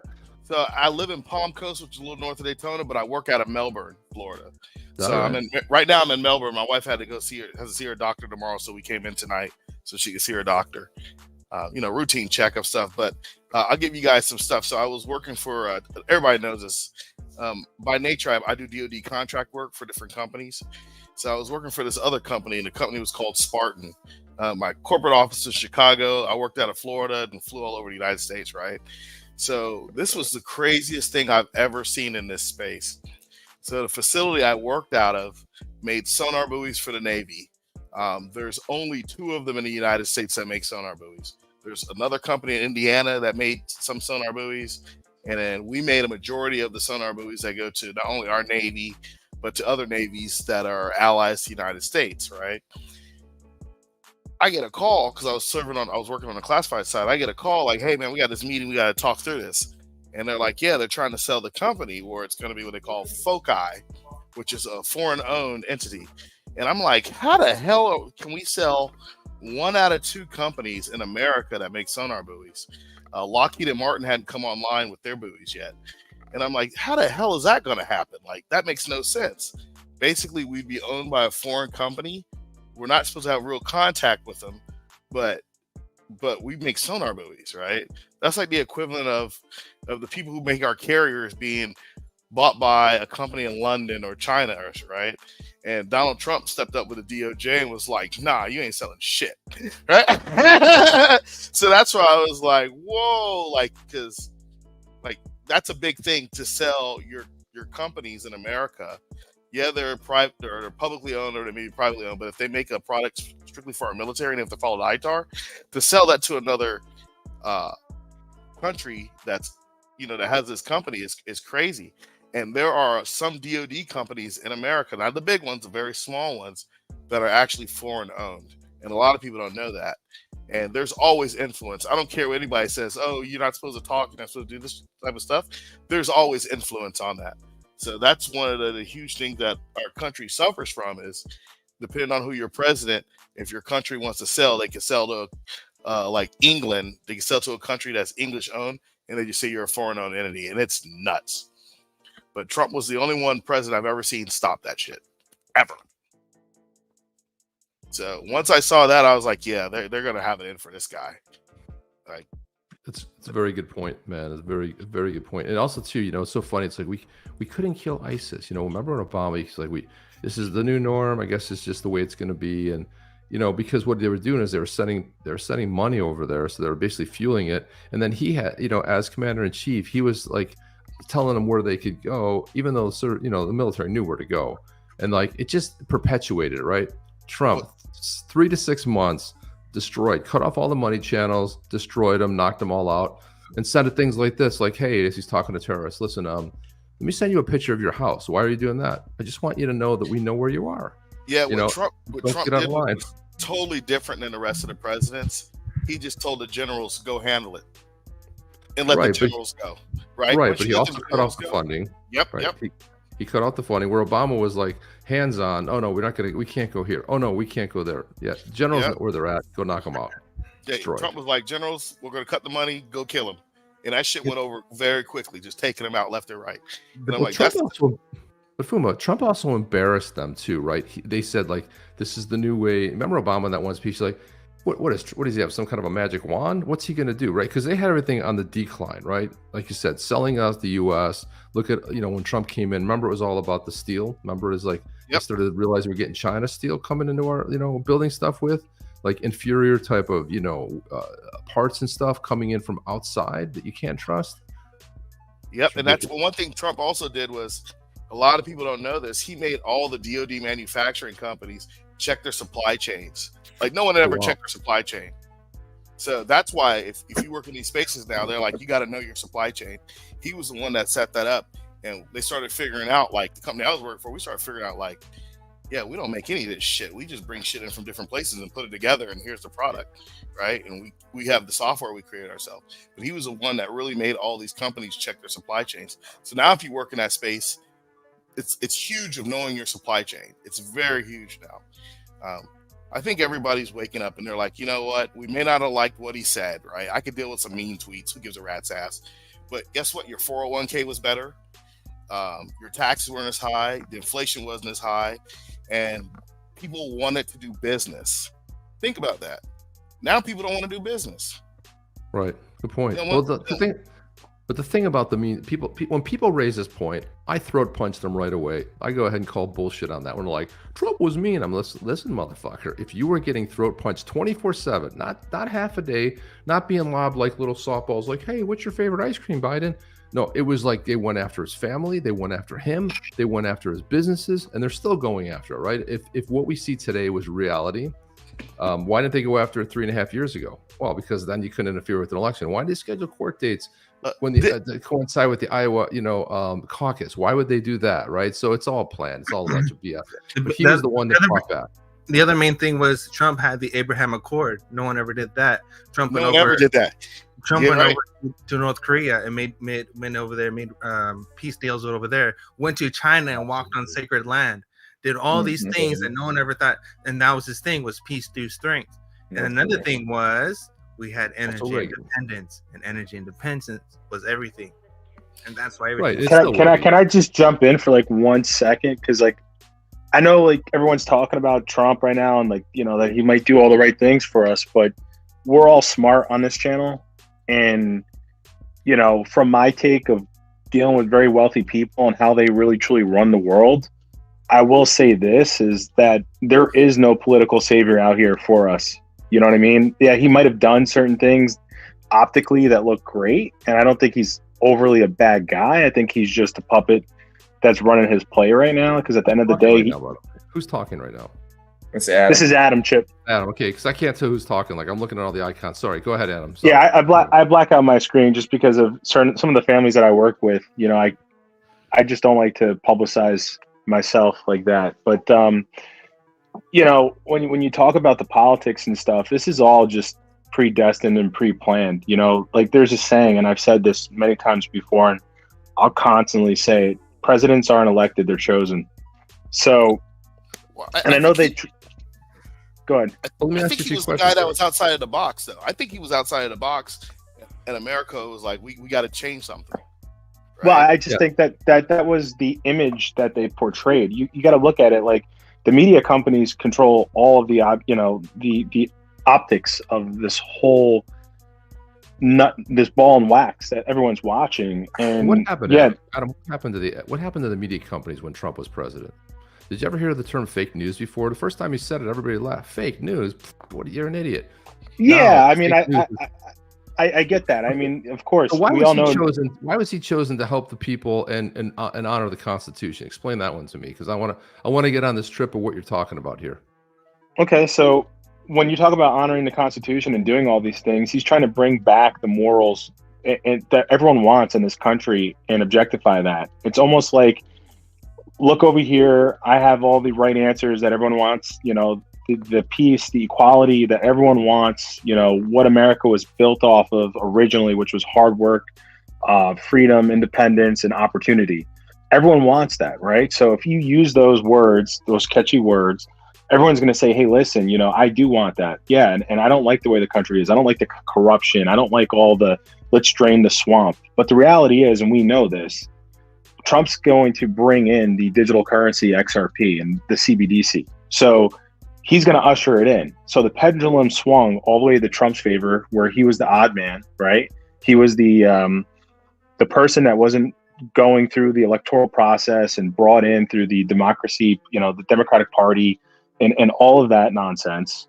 And they needed that. They needed the protagonist to come in, right? So now, after he's out, they dirtied and muckied the water for the Democratic Party with Biden. So the optics look horrible against the Democratic Party. So now the pendulum's going to swing polarized all the way to the right for the Republican Party, so that Trump comes in through a landslide, which is going to bring in the polarism with race and all the other things with, possibly causing some sort of civil war amongst people, right? Because everyone's going to be polar opposite. And then there's going to be a black swan financially, which is going to collapse the whole entire system.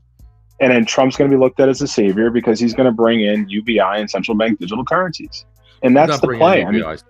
No, that ain't the plan, son. That ain't happening, Adam. Sorry, he's not going to usher in UBI. And also, too, I think where your plan falls a little bit short was, tell me how Trump was chosen. This started back with Kennedy, right? This is when the generals got together and said, hey, this is a long-term plan. This is 50, 60 years in the making. This isn't somebody woke up one day and said, hey, let's bring in the protagonist. Let's do that. Because if you know, Trump lost $1 billion while he was president, took zero money. He can't be compromised or bought. Everybody else is compromised and bought. There's a few other players, if you recognize, that say and do, right? They say it, but they do it. Everybody else bitches on the mics, on the TVs, but they don't actually vote that way. And you want to know who the compromised ones are the ones that just voted for the FISA again. Those are all the Republicans that are compromised because they didn't choose to vote that way. They were told to vote that way. Trump is not bought or paid for. And it's not just okay. Trump. So hold on, Chris. Hold on, Chip. So if you look at his financials, right, and he had bankruptcy proceedings before in the past, you can look it up. It's all public record. I worked in bankruptcy for 10 years, man. I know bankruptcy like the back of my hand because he leveraged the system, and that's how he did it. So what's the point you're trying to make? No. So not that. I was going to say was his debt was forfeited by Rockefeller and Rothschild. They both allowed him to get more lending structure from the bank for more future banking projects. Then you also have to think about it, Larry Fink, right? So Larry Fink was part of the Trump enterprise. He was a VP or president for the company at one point. And now who's Larry Fink? Larry Fink is the CEO of BlackRock. So there's all these ties with Trump, with these people that are part of the cabal. So yeah, okay, like listen, you could sit there and say that and come up with the QAnon theory that he was working with Robert Kennedy Jr., and all this. Like, yeah, listen, I'd love to believe that. But I'm also saying, listen, man, you're not making any sense here. You're talking in circles, and you're not making any sense. I'm not talking in circles. I'm just speaking the facts. The truth is, you're talking in circles. What's your end game here? The end game is, well, we're obviously Adam, we're all meet Chip meet Adam. Sounds like it's all good. You took your testicles, put them in a box somewhere, and then threw them overboard and said, "That's just the way it is. I guess I'll just bend the knee," because that's what I'm hearing, brother. That's all I'm hearing. No. Well, you're hearing the wrong thing. You got to clean your ears out, Chip. What I'm saying is, but what are you talking? I don't know what you're saying. You've been talking for a long time, but I haven't put a point yet. Well, then you need to go back to school and get a class in comprehension. What I'm basically saying is that what's going to happen is the monetary system is going to change. We all know that. So if you have your money in the right place, you're going to be free from the financial structures that they're going to put in play. We're all going to become slaves to the system that's going to be rolled out. There's no how do I say alleviation from that if you're invested in the old world of finance. So Adam, the way out of that, where's your motivation to get out of bed in the morning and actually live a life? Explain that to me. Obviously, I'm doing just fine, Chip, aren't I? Well, I'm asking you what your motivation is because it sounds to me like you just bent the knee and said, "Well, this is the way it is," and I'm just going to subside to that. Look, that's it's got nothing. It's got nothing to subsiding. It's got to do with the reality and how to deal with the reality of where we're headed and what's going on in the world. Yeah. It's a theory. It's a theory you have, and there's a lot of people here sitting here with you. And it's also a theory as to what you're preaching as well. Right. It's not reality. Exactly. We can all agree to disagree. We can all have theories and thoughts and share them alike. The point is, we don't all, none of us completely 100% know. And the end game is going to be whatever God chooses it to be. So whether it's Adam's right or Chip, you're right, and we go into this dystopian phase where, we're going to have a new age. God willing, it'll be a great age. Eventually it will. Ultimately, the end game is God wins. Everything is settled. It's a new system where we don't have man's control of this system that we are living in every day. So one way or the other, the good news is we're going to win. We're just switching over to a new monetary system. That's it. That's all that's happening. Everything's a distraction. It's all a distraction. We're switching over to the M3 money supply. We're switching over to Basel III. They have to do this. They did this time and time again. History always repeats itself. Okay, and what is the new monetary system? The new monetary system is going to be a digitized financial system. It's going to be quantum banking, quantum finance. Mm-hmm. That's it, huh? That's it. So I agree with both of you guys because at the end of the day, there are groups of family. I think it was like 13 of them. That run this whole thing, and they're not just going to be like, "Hey, we're giving up all our power." So I agree there's no way, and they're already heavily invested into the new banking system. Yeah, so I agree on both, and the new system is not just digital banking; is digital everything. So it's like everything's going to be tracked and everything. So it's like at the end of the day, it goes back to the whole knife thing that we keep talking about. That you can use a knife to kill somebody, but you can also use a knife to cook. So it's all at the end of the day, these are all tools. We can view them as something that's gonna enslave us, or we can use something that's gonna bring us prosperity. It's actually both at the end of the day, right? So it is what it is. For us, it's definitely both. I think the difference, like the 2 points, like it goes back to why are they waking people up? And so Adam's side, this is why, like, first of all, I'm positive. I want it all to be good. Like, I'm rooting for him to be fucking with the whoever backed Kennedy's. Why did Kennedy even get his head blown off? So obviously he wasn't just a puppet, because if he was a puppet, they wouldn't have blew his head off, right? So that fact, and why are they waking everyone up to fuck him over more? Like, to me, doesn't make sense. I think, we're in a banking battle. We are, and 100%. Yeah. They're waking everyone up to embrace the new financial system so that they could say, oh, there's an issue with it. So now everyone embraces it with open arms. And you're exactly right. When it comes to Kennedy, you don't have to wake people up to get them to embrace it. All you got to do is pump them up with fear, like they would do anyway. So I don't see why you'd have to wake them up to do that. Let's go back. Hang on a second. Adam, you brought up a good point about history, right? History repeats itself. Let's stay on that track for a second. Let's go back before 1776, and let's look at how the way the world was for pretty much from all eternity until that point, when a bunch of people stood up, patriots said, hey, we're not putting up with this bullshit anymore. But there was one guy out there, and let's just say his name's Adam for telling a story. And Adam goes, no, we're never going to be able to battle that. We're never going to be able to come together. We're just a bunch of ragtag nut jobs, right? And when Washington was basically losing everywhere until Christmas Day, when he went in and they went in and they attacked, right? But Washington had lost almost all the battles. He pretty much lost a lot. And everybody stuck with him because they believed they could win. They believed in freedom. Until that time, there was no such thing as a constitution. It was the Magna Carta, which told about the rights, but it wasn't written so in the way it was. It was like, let's write the Magna Carta and what rights people should have, till the one time when a bunch of just ragtag people just came together, and the people that signed that constitution, almost universally, all of them lost family members, got their house burned down. They lost everything because they believed in freedom. There could have been a guy out there named Adam or Bob or Tom that said, oh no, let's just go along to get along. Let's not shake the boat.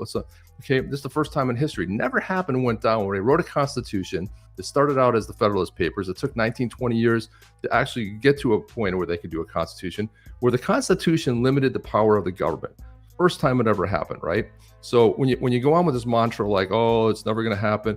Well, the first time in history that this literally changed the way the rest of the world saw it. And you started seeing this wear off everywhere. I don't believe in nation building, but things wear off, because if the U.S. falls, it all falls. I don't care what island you think you're going to. I don't think you're going to like a little island, or going to France or Greece. And Chip, it will all fall. And I'm not saying don't be positive. Listen, I'm positive and I preach positivity because we tell people what we tell people. I'm waiting for the positivity part to kick in. When does that happen? Can I chime in real quick? The positivity comes into investing, because the only way to get out of this situation is through being a person that has preservation of capital. So if you have the money to buy your freedom, that's the only way you're getting out. What you're talking about was at a different time in the world, right? When people lived. You brought up the history repeats. History repeats. Yeah. History repeats in certain aspects, right? Not fully. Really? Selective aspects? Yeah. No, this is where I agree with Chip, because he's 100% correct when he says that if America falls, the whole world goes to shit, which is 100% correct. There's no doubt about that. And that's where I agree with Chip, where there is a freedom light side to this. Like, there is a red pill side to this, where it's like, we are going to have prosperity and probably less government and all those things. But again, that goes into what Adam is saying too, that without blockchain, without all these technologies, without this quantum system, that system does not exist, right? Because in order to have less government and stuff, you're going to use a DAO, or you're going to use some kind of blockchain technology in order for that to happen. So either way, but at the end of the day, it depends on what part of how do you really view it, right? It's all perspective. Some people are going to view it as negative, and that, okay, we have a beat system coming in and all of that. But some people are going to view it as positive, where, I have conversations with Rain all the time. We agree on this part where we both agree that it's probably going to go into a galactic system. Like, all this technology and all this less government, everything is probably going to increase they're probably going to have more schools because Trump keeps talking about having a America First education system and paying people's colleges and all this stuff, right? So we will go into a world where we're smarter and better and more prosperous, and we probably will go into a whole galactic era of things. But at the same time, we will have digital money in that. Oh, and at the same time, we're also going to lose our freedoms because everything's going to be digitized. There's going to be a digital footprint for every single thing that you do. Both of you, but I also agree with Chip a little bit more than I agree with you, Adam. I just want to make that That's clear. fine. That's fine. Listen, I'm not the right thing. You know, they're both there is no right and wrong. All I'm doing is saying, listen, there's another way. There's another way of looking at this. Yeah. And you have to really analyze everything. You have to look at the open border policy. Why are they letting in all these illegals? There's a guy that I love who was really preached a lot of good stuff. His name was Aaron Russo. Mm-hmm. And he was in the beginnings before Alex Jones kind of took over. He was like the pre-Alex Jones. He wrote and directed the movie Trading Places. And he came out about the meeting that he had with Peter Rockefeller, and Peter Rockefeller telling him how they were going to take America down. They were going to destroy America. They were going to bridge Mexico and America and Canada into one, and a blending of currencies, which would probably become the Amero at some point. And eventually their ultimate goal, the CFR and all these elites that run everything, was that they were going to have a one world currency and a one world government.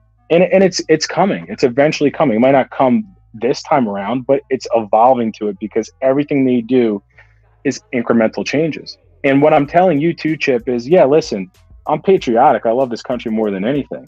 But at the same time, I'm realistic. So you have people now that are very complacent, right?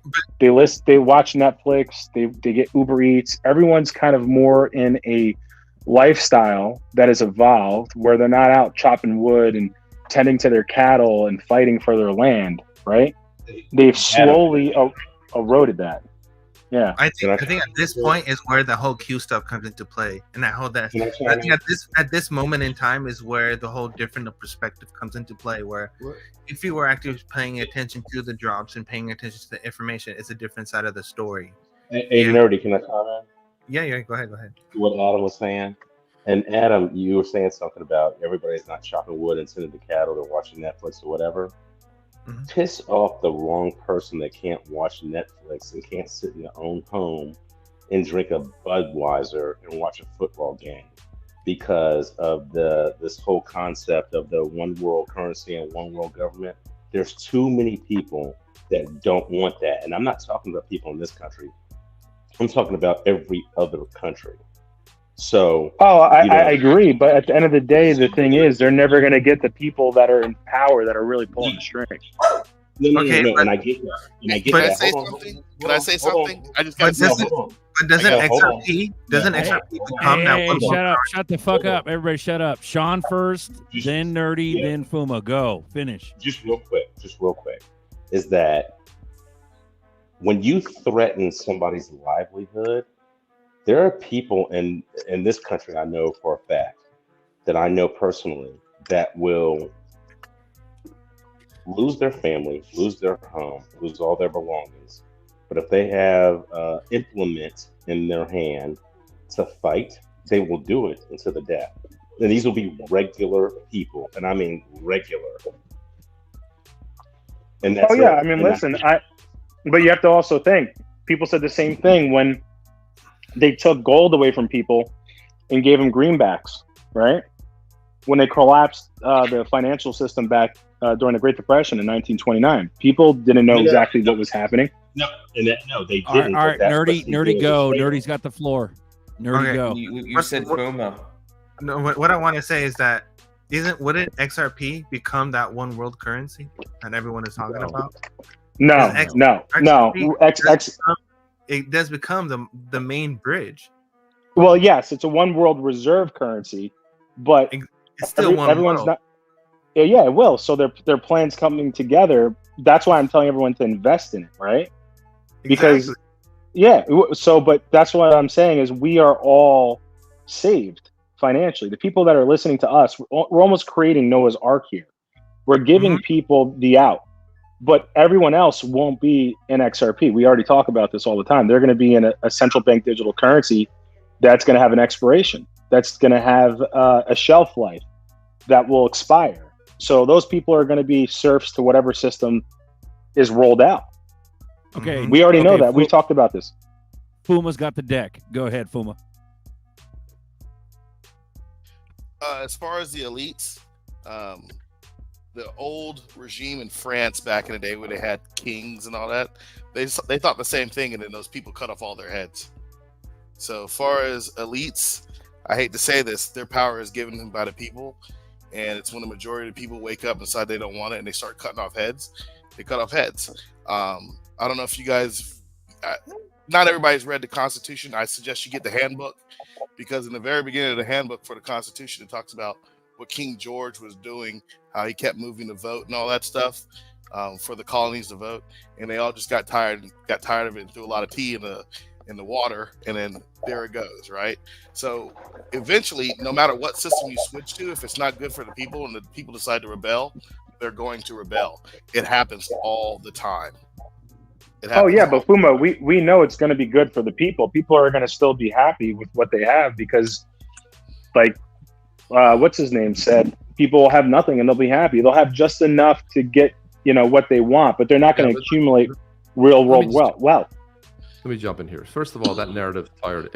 What happens when you accelerate things really fast, when you go ahead and do the pandemic, when you go ahead and drop that on people, and you would try to accelerate it, you wake a lot more people up quicker, right? Because people had family members died, they got the jab, we got the booster and everything else. You know what I never got a booster for? Any of my childhood vaccines. You know why? Because they work. That's why I didn't get a tuberculosis booster. Like that should tell you enough right there. But the narrative of Klaus Schwab and all of these NGOs, first of all, they dug their own grave, and the problem is that they are a tiny minority. And if you think about the U.S., the U.S. leans more conservative now than it probably ever has, right? And when Jimmy Carter was defeated by Reagan, when Reagan came in and talked about it, the reason you look at some of the people, whoever runs, who has the message about the people wins, right? Obama had it in both elections, hope. And he was the only one that called for, when things, John McCain was over there going, hey, let's I got to get back to Washington and this and that. I think the economy's strong. And Obama was going like, no, man, we're not in a good time. You needed him to lead us through it, right? So it was about the people. I'm going to help you. I'm about the people. Where the same thing with Trump, look, I'm giving you your voice. And in this second time, and it's not about Trump. Trump is just one guy.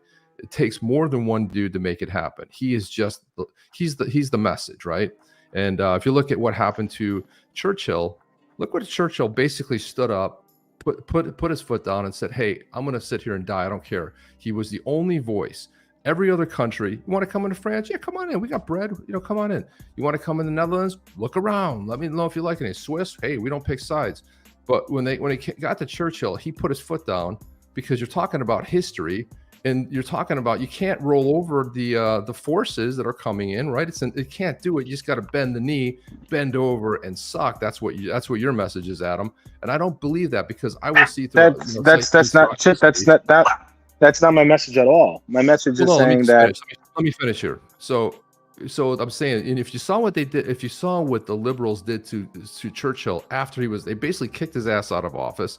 They basically kicked him to the side, right? This is the guy that stood up and basically universally saved Europe because you got the United States involved, right? I mean, the United States got involved because of what happened in Pearl Harbor, but he basically created this whole thing that we're going to weather the storm. We're going to make it through. One guy said it. Everybody else. But Chip, you're also saying things that were ran from a higher source. Like, okay, so Pearl Harbor, Pearl Harbor, like all these incidents. So politics, these people, these figures. I'm saying the people that really run things, the families that run everything else. History as we know it. Pearl Harbor. We knew Pearl Harbor was going to happen before it happened. World War II, Nazi Germany. We know who funded the Nazi Party, right? Like, if you really look at the intricacies, we do. It's the bankers. The bankers, the Rothschild family, right? They wanted to get out the competing Jewish families that were competing for the same piece of the banking space that they were in. So they funded the Nazi regime. and they went after the Jewish people, and that they used eugenics with Henry Kissinger at the time to help them find the the bloodlines of those bankers that were running competing banking systems. So, like, you know, all of this has been going on for. And they were defeated, yes or no? How did it work out for them? They were defeated, yes or no? Who was? How did World War II work out for for that side? They lost. It right? worked out perfectly because the side didn't matter. That's all just a puppet show and a charade, because the Rothschilds are perfectly fine.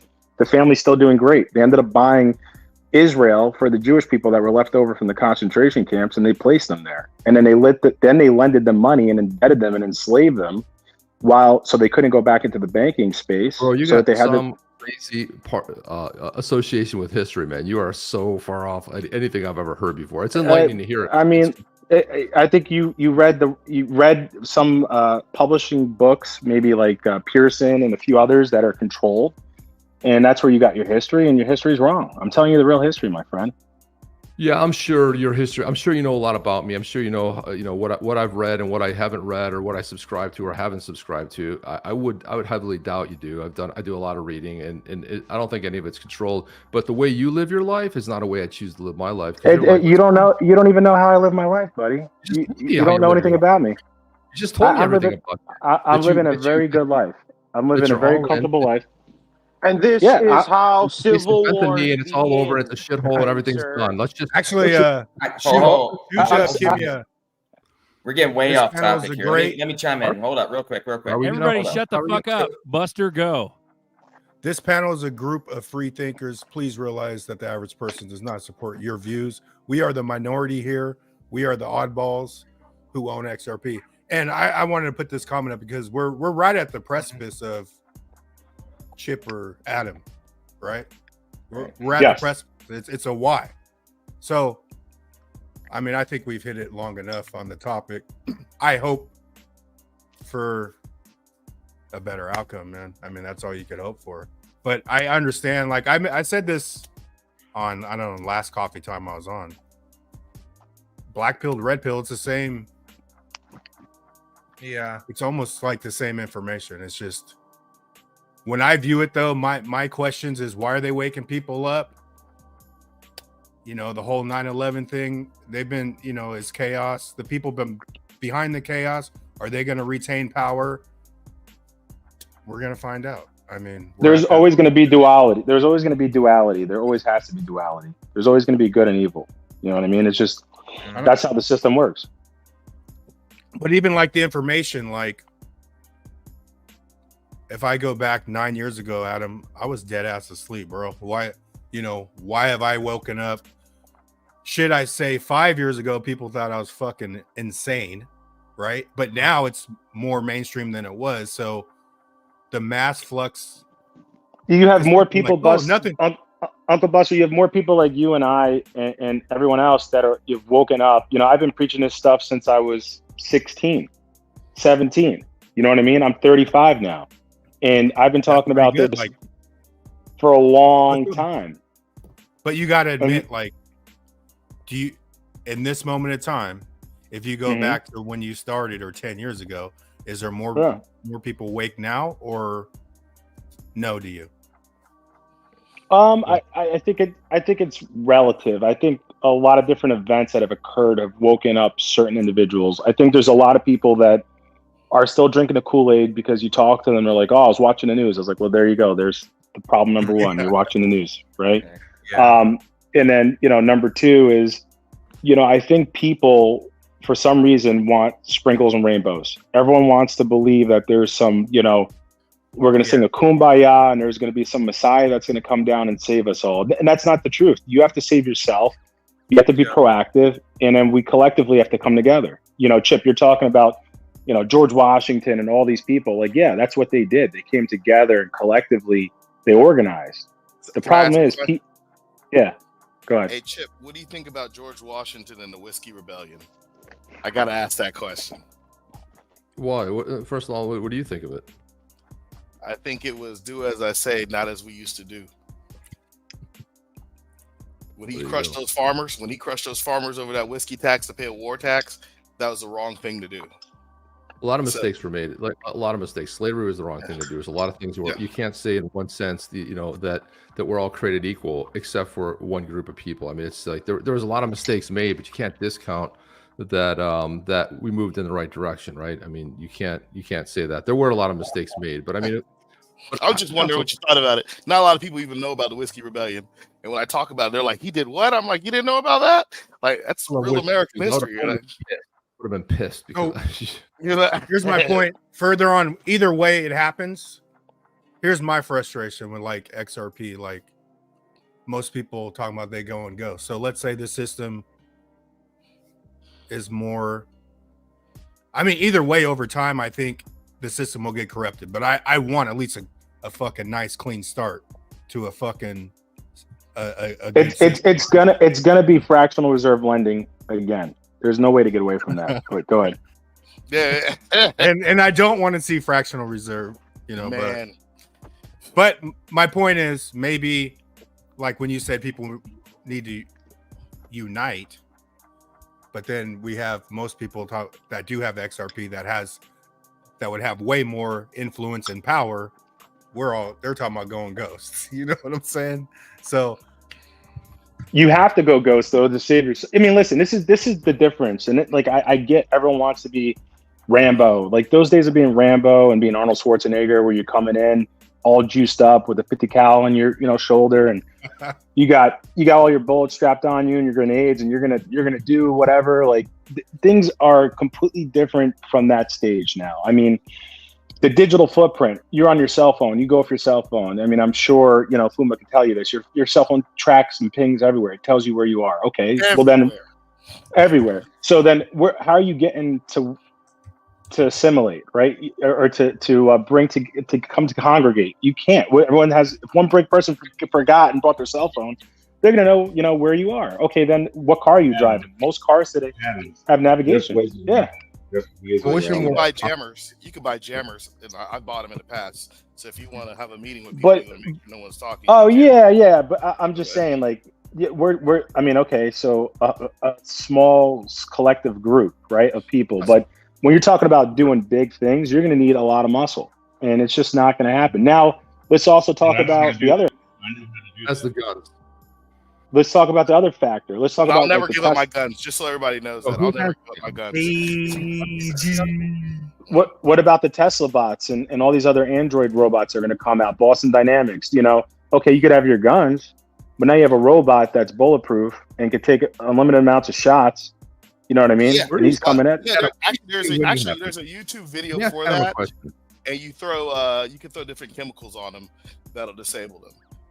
I'm just saying, I watch a lot. You really can. So, there you go. But Adam, where does where's the positive fun part come in? Like everything, like anything. The positive. Unfortunately, there's going to be a lot of negative shit that happens. It happens all the time in history. There's going to be people that die. There's going to be people that suffer, and then what happens is they're just going to the people that invested properly are going to have a very fruitful future. The people the positive part is that we get rich. That's the positive part. Yeah, that's the positive part. Rich, and you live in a world of turmoil and shit. But as long as Adam's got his bags packed, no, it has nothing to do with that, because you're forgetting something. People will forget. People will forget about the term. They're going to forget about the turmoil. They're going to forget about all the suffering, because that part of history will be erased, just like they erase it out of the history. I mean, let's remember when COVID came out. Did everyone start reflecting on 1918 Spanish flu? No one said, "Hey, wait, you did." Did the majority of people? It worked back then. Masks never worked. Yeah, I was out there. I would say, but did the majority of people reflect and say, "Hey, wait, this happened 100 years ago with Spanish flu"? Enough people out there that didn't bend the knee and just say, "Hey, this is." Yeah, but I'm saying majority of people didn't go and say, "Hey, listen, wait, this happened before in history with the Spanish influenza." No one sat there and said that, because the people that control it control the history, they control the dynamics. People are going to become complacent. They're going to get paid. They're going to get UBI. They're going to get central bank digital currencies. They're going to be like, "Hey, listen, I lost my job, but I'm getting $65,000 a year. So, hey, we're Gucci now." Before I was working in a factory and I was only making $38,500. So I doubled, what I have coming in. So, and now I live in a 15-minute city. So, I could just get what I need within 15 minutes. Listen, I get that you're doom and gloom. I get that you're like, you know. That's not doom and gloom. I'm just being. Listen, there's a difference between looking at things where it's, you know, rainbows and sprinkles and reality. I'm not rainbows and sprinkles. Look, bro, I've lived double the time you lived on Earth. I get it, man. It's like a lot of experience. You've seen a lot of things, right? First president I voted for was Ronald Reagan, right? You know, and I got accused of being Reagan youth. I mean, people that I worked with back in the day when I was 16, 17 years old said, "Oh, you're Reagan youth." I'm like, Reagan, where have I heard that term before? You know, people laughed at me because I've been this way since I was a kid. And some of us wake up later, and some of us don't. And I will say, Chip, you were a good man because you voted for the last real president. Hey, Adam, do you live in a 15-minute city or do you live in a freedom city? No, his brain lives in a 50-minute city. He can only go left and right. I live in a freedom city, baby. Is that the freedom Yeah, city? as long as Adam gets paid, that's all that matters. GD, Yeah, hey, you gotta- welcome aboard. Welcome aboard, Good GD. point. That's G. What's up, G? G, what's up, G? G, what The up? future is bright. This is a super serious conversation. I'm like tripping. Go ahead. Oh, it's The future is bright. That's all I'm Bro, saying. there's been a dick measuring contest for about 30 minutes already, bro. Nice. No, but then at the end of the day, I do agree with Adam because you look at IEEE 47, which is 15-minute cities. Like that's literally what it is. Oh yeah, and Trump already what I mean? talked about 50-minute cities. So it's like, how can you ignore that when that's a thing? And then you look at all this carbon stuff, and you look at everyone that's switching. Like, Carbon tax. But You got what's that? Nerdy, you're okay. Like a month ago, I thought you were black pill, and then when I talked to you in person, I was like, "Oh, this motherfucker's like more red pill." Yeah. You know? And it's not about putting anyone in a box, No. but I can tell by your mood swings. When you're like lower, you're more black pill. When you're fucking still a little piggy, you're I more just hear red everybody pill. out. Like I understand other people's point of view. Like I get it, but at the end of the I'm day, not- is who the fuck knows?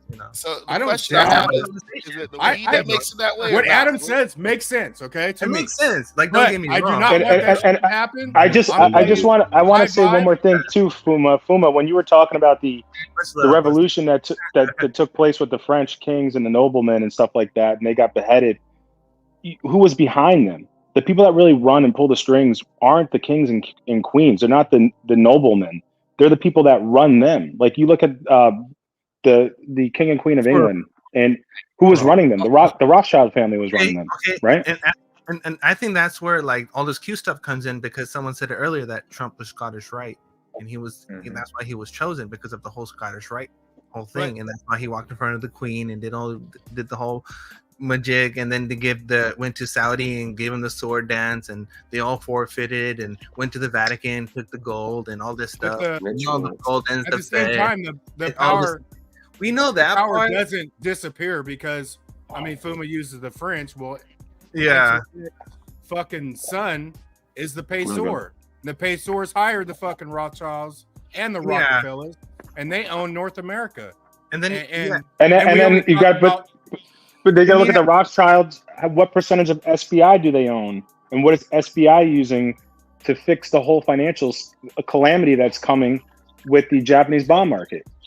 And, okay, but beyond the Rothschilds, you have to look at like all this is still controlled by the Astor Trust. Oh yeah, exactly. And the Astor Trust is the big one, and no one talks about the Astor family, right? Well, they killed the Astor family, like, and that's where, like, okay, and Chip, I want to go to like some other history here in the U.S. Let's go back to the Constitution and how our Constitution was railroaded, right? So, okay, 1913, what happened in Jekyll's Island? They created the Federal Reserve. The Federal Reserve then created the United States LLC Incorporated, which basically was a parallel entity where they took over the United States. These people just do what they want. They get what they want, no matter at what end or means, because the thing that they have is persistence, and they wait for time. They know people over time are going to become lazy and complacent, because when things are good, no one's sitting there worrying about the what do you call it, horse, the Trojan horse that's going to come in and take over, right? So that's what happens. Abraham Lincoln, why was he assassinated? Everyone's like, oh, because of, what he did and, freeing the slaves and this and that. That's all bullshit. he was funded. The whole Union Party was funded by the King and Queen of England. Like you just don't know that. Who doesn't know that? Were you there? Were you there in that time, in that present moment to experience that? Or are you putting your trust in somebody else's belief and what they say and what they told you and what you read? I've read all different documents that make sense for the fact that these people funded. But did you experience it personally? Did you experience it? I mean, with your obviously own I didn't, unless senses? I was able to time travel, right? So then you're putting your faith into somebody else's experience. You have to put your faith into something, right? And then then we're putting our faith into other things as well, like regular history books by Pearson and stuff like that. That's controlled. So I'm going to put my faith in that. The regular history books. I'm not telling you what to do. I'm not saying. I'm just asking. Were you there? No, none of us were. Right? None of us. Just like we're right? just like we're finding out now that like what Graham Hancock coming out and talking about South America, that people were living there and they had bustling cities with 25 million people. How did we find that out? How did we find that out? Through somebody else's experience or your personal experience? We found it out through someone else's experience, of course. Right. And we automatically are just going to believe it, right? No, it's not. It's not that we're. It makes sense, but even though it's outside of our sensory perception, we're going to look at every single thing and make a calculated assumption. That's what you're going to do. If I'm going to, well, I mean, you're going to until you find out the truth. But because enlighten us with the more of the truth. That's what I'm like. I'm like, dude, listen. I'll just say this. Look, it's really great to hear another perspective. I always find it's great to hear someone else's perspective. But like, if I own your perspective, bro, I don't even get up in the morning. I check out immediately. I'm like, F this. I'm off this the ship here, because it's like basically like putting all your chips in and going like, I'm out. That's done. And thinking it's one way. Yeah, a lot of what you said, I do agree with. I do agree with the families and the little pieces that I've read, here and there. But a lot of what you say, there is a lot of truth and stuff that I've heard before. But I'm just being rich, like for me to have a perspective of just me being rich and not taking care of others, my family, or what I can do. I didn't say that, Chip. I didn't say it was just so I could have a whole bunch of Lambos and dots all over the place clapping their asses for me on a yacht. Like that's not what I'm saying. I'm saying that it puts you in a different ballpark, right? Where you could then do something, right? You can't do anything as a serf. It's not going to happen. This isn't Spartacus back in, the Roman era, where you could, assimilate with all these different slaves and take over. Always been a smaller group of people that have triumphed. You got to go back to just all kinds of pieces of history. It didn't start off as massive armies. I mean, how did Rome fall? I mean, what was the downfall of Rome? You got to look at all these societies. Currency. It's all currency. It all goes back to money. It all goes back to currency. Like Jackson, take out the third. Were any of us alive during Roman times? I wasn't. Listen, I do relive some past lives of Rome. I was alive. I'm a time. I was alive during ancient Egypt. Yeah. I saw it all. I saw it all at time. I remember living in Rome and it smelled like piss and shit. That's what I remember. No, I'm serious, man. You guys, seriously, I've had dreams of like being in Rome, like hardcore, in different times, and be like, man, it smells like piss and shit still. And just remember stuff. That's if you ask me. So, what is G implying? Go ahead. Fuma, that's so vivid, bro.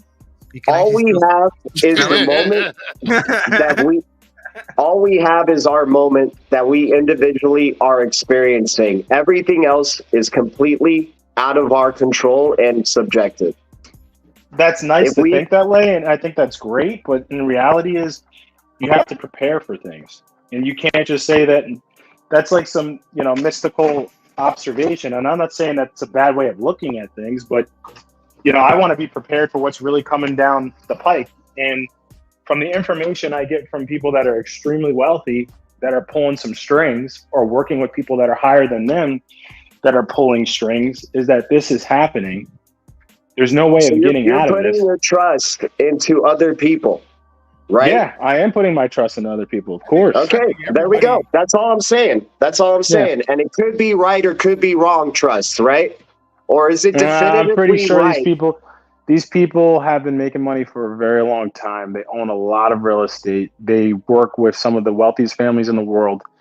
I don't think they're going to make the wrong move. I'm just saying. What about you?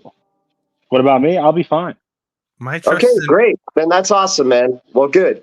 I'm happy. But my whole thing is to help everyone else be fine too. That's why I'm coming here and I'm helping people with that. By telling other people what to do in their personal experience? Yeah, I mean, unless you want your personal experience to be through an Oculus. So you know better than other people, but yet you put your trust in other people information that they've given you.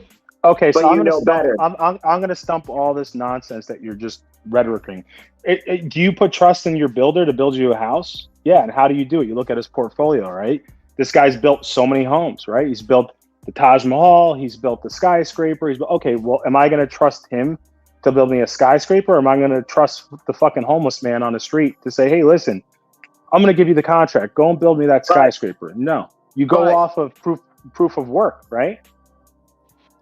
Right. But what if that guy, he's built hundreds of houses before, but in the moment that he's building your house, shit goes down in his life and he says, sorry, man, I can't go forward building your house.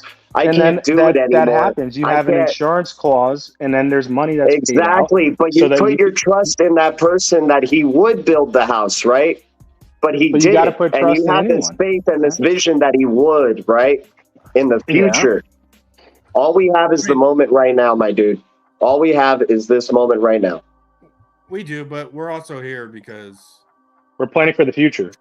We trusted something to get to this point. You're planning for the future. I'm living for the now.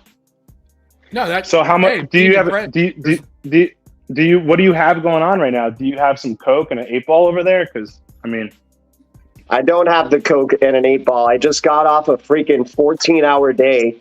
I'm home. I drove a bus to my house. I turned on the stream and I come on here with people telling other people what to fucking do. We're not understand? Real quick. Buster, go ahead, Buster. Go ahead. I was about to say we're just getting off the subject, man, because I mean, we all. Yeah, I mean, I thought what we talked about here is information in that I believe is real versus information that I think is full of shit, and I've come up to my own conclusions.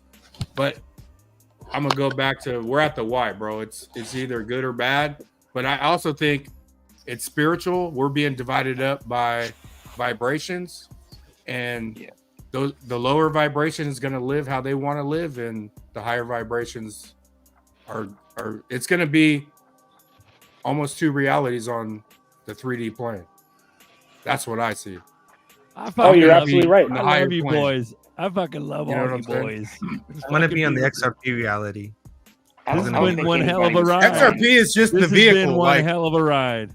Zerp Island. That's why my messages. I don't know the future. Zeno was talking shit earlier, but my messages aren't even XRP. But I fucking studied the shit out of XRP. I don't need it. I haven't needed to see anything for 3 fucking years about, people in the chat. What's this about? What do you think about this? I really don't give a fuck about it. I've already seen enough. I've been doing this shit for 6 years now, right? It's gonna happen, regardless. So I don't know that. That's where I'm at. Hey, when we moon, none of these conversations are gonna matter anymore. We're all just gonna be doing our own thing. No, everyone's going to be trying to track you down now, Nerdy. And people are going to be, you're going to have all these women showing up at your house, Nerdy, saying that you got. No, I don't want nobody at my house trying to steal my money, trying to steal my ledger. You're gonna be just like Drake. You're gonna have to start putting hot sauce in your condoms. No.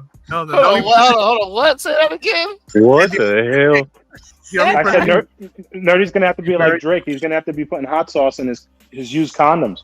Oh my God. No, none of that. Yeah, that sounds terrible, bro. Very terrible. Hell no. The only person coming to my don't even write that shit down. I have Zerker over. I have Buster over. I have the Blue Crow over. Be barbecuing and chilling, but no barbecue condoms, bro. No, I got some fire hot sauce, bro. What's up? Like I said, I got some fire hot sauce, bro. We could just like ghost pepper. Ghost pepper, bro. Hey, real quick. real quick, from what I heard of the whole conversation of both you guys going back and forth with each other, nobody was telling each other what to think. You all were just sharing your opinion, and we're all here to share our opinion. Ultimately, what's right or wrong is what is in God's hands. So everybody in the chat, I just want to shout out to the chat because nobody's been really focused on them right now. I really appreciate everybody being here because if it wasn't for you guys, we wouldn't even have a show. Everybody that shows up every week, puts in the time, all the effort. I really appreciate you guys being here and keeping this thing going.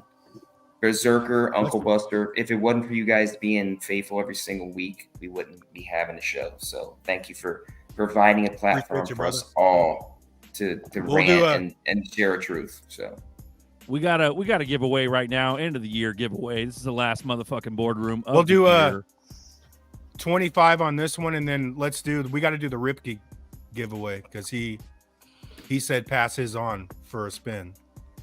So this is for 25 XRP. Put it in the chat. Put it in your face. Put it in the chat. Put it in your face. Put it in your mouth. Let's hit those hopium pipes. Put it in your mouth. Hit the hopium pipe. Hit that hopium pipe. Come on, let's go. Yo, it's the last boardroom of the year, man. We appreciate all y'all for hanging out with us all year. E4, we love y'all. ahead, We brother. appreciate y'all. And let me just say real quick, we're simulcasted on my channel, Uncle Buster's channel. Make sure. Do y'all hear me? Yeah, you're good. Yeah, so we're on my channel, Uncle Buster channel. Make sure you like, sub, go to both channels, show some love, and we appreciate y'all. This is the last show of the year. Thanks for hanging out with us. And the whole point of this show is, it's a boardroom. Everybody has their own perspective on what they think things is gonna be. Whether it's black pill, red pill, wrong, right, it doesn't matter. Everybody has a say so, and that's the point. That's the reason why we here, man. Much love to everybody for sure. Yeah, we're gonna run this. I just want to say something because that was great. I want you all to know you guys are all saved because you guys all invested in the right crypto asset. So give yourselves a pat on the back. I think we'll see. All right. Can't reach it back. We're gonna run this spin. We're gonna run this spin. Let Chip say some profound shit, and then Nerdy's gonna walk us out with minutes. Let's run this spin. Let's go, people. Hopium. We got entries going. You guys ready? 25 XRP. Let's run it. Boom. Congratulations to the winner.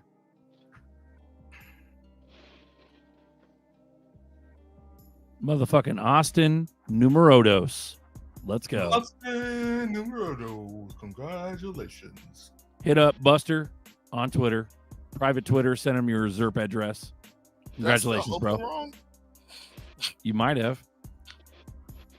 Chip, you want to say some profound shit? You got the floor. Everybody shut their fucking mouths. Go ahead, Damn Chip. stuff. Well, I'll just say, whoa, that's a little too much. Is it? Is it? Yeah, just put us all on there, dude. All right. Come on. I like there that. We go. Yeah. I get a little scared, like looking at myself that big.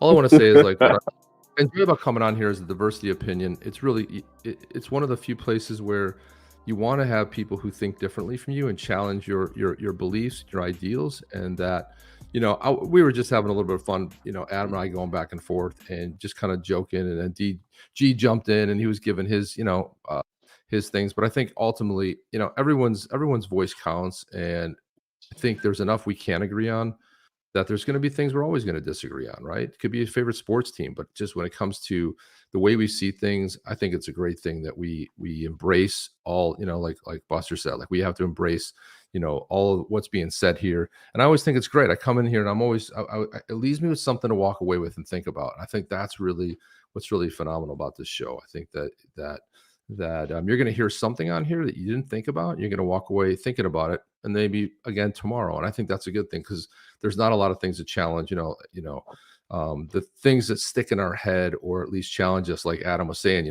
Most people are sleeping. It's like if their Netflix account goes down, they're on the phone calling. But if normal stuff happens, like their bank is like raising their 7% interest rate, or they had a certain loan on a house and it's an arm loan, that doesn't piss them off. But losing something like a Netflix account that went out on a glitch, either on their internet or something else, then they're pissed off, right? So I think it's true. A lot of people are sleeping, but I just appreciate the diversity of thought and that there's a safe space to kind of come together and sort of express. So I was enjoy. Thank you guys always for having me on. I was able to jump on tonight, and I appreciate that. Thank you. Yeah, man, it was good shit tonight, Chip. Very nice, Chip.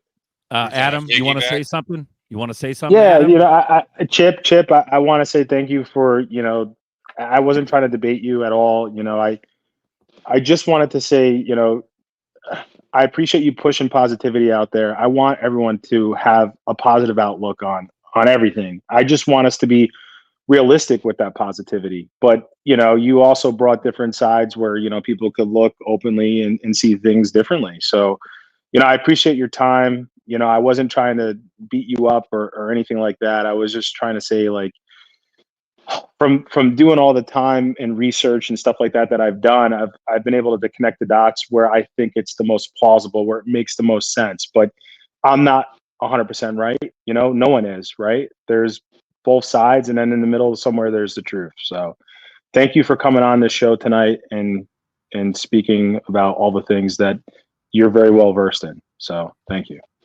Yeah, and somebody go ahead. Somebody in the comments said, "Hey, it's the last boardroom of the year, so do at least an hour overtime." So we did an hour and 20 minutes overtime. This last show for 2023. We got an hour and 20 minutes of the Adam and Chip show, and I enjoyed it. I enjoyed listening to both of you guys. My son just hit me up. I was talking about his chair earlier. He said, "You better not be sitting in my chair." That's what he just texted me like 5 minutes ago. But Jax, your chair's right here, bruh. I ain't sitting in your chair, man. I should be though. But yeah, G, you want to say something before we get out? G, bro. G, and then Nerdy's walking us out. Go ahead. Future's open wide. Love all of y'all. Have a wonderful future and have a wonderful present. Love y'all. Present is powerful, bruh. Stay in the present. Definitely is. Real quick, level playing field and trustless system. There you go. Hell yeah. Go ahead. Yeah, Nerdy. You had too much eggnog, bro. All right, let's go. Last one of the year. Zeno, start your own show. Zeno, start your own show. Start your own fucking show, Zeno. We're tired of the bullshit. Buster, get some zerks. Looking glass? Maybe. Make the truth normal again. No one is coming to save you. Chip? Mean Adam. Adam? Mean Chip. Gold? Only one way. It's all connected. The show goes on. Real smart motherfuckers. Merry Glitchmas. Shout out to Unc, Buster, Zerker, Tails, Bags. Shout out to everyone in the chat. Shout out to the Blue Crew. Merry Christmas. Happy New Year. Later, Glitches. We love you guys. This is the new remake of Xmas. This is by Bagman. It's got Tails in it. It's got a lot of people in it. And this one's good. I hope you enjoy, and I hope you have a good week coming up, guys. We love you. Yo, G killed it. Killed it. Oh.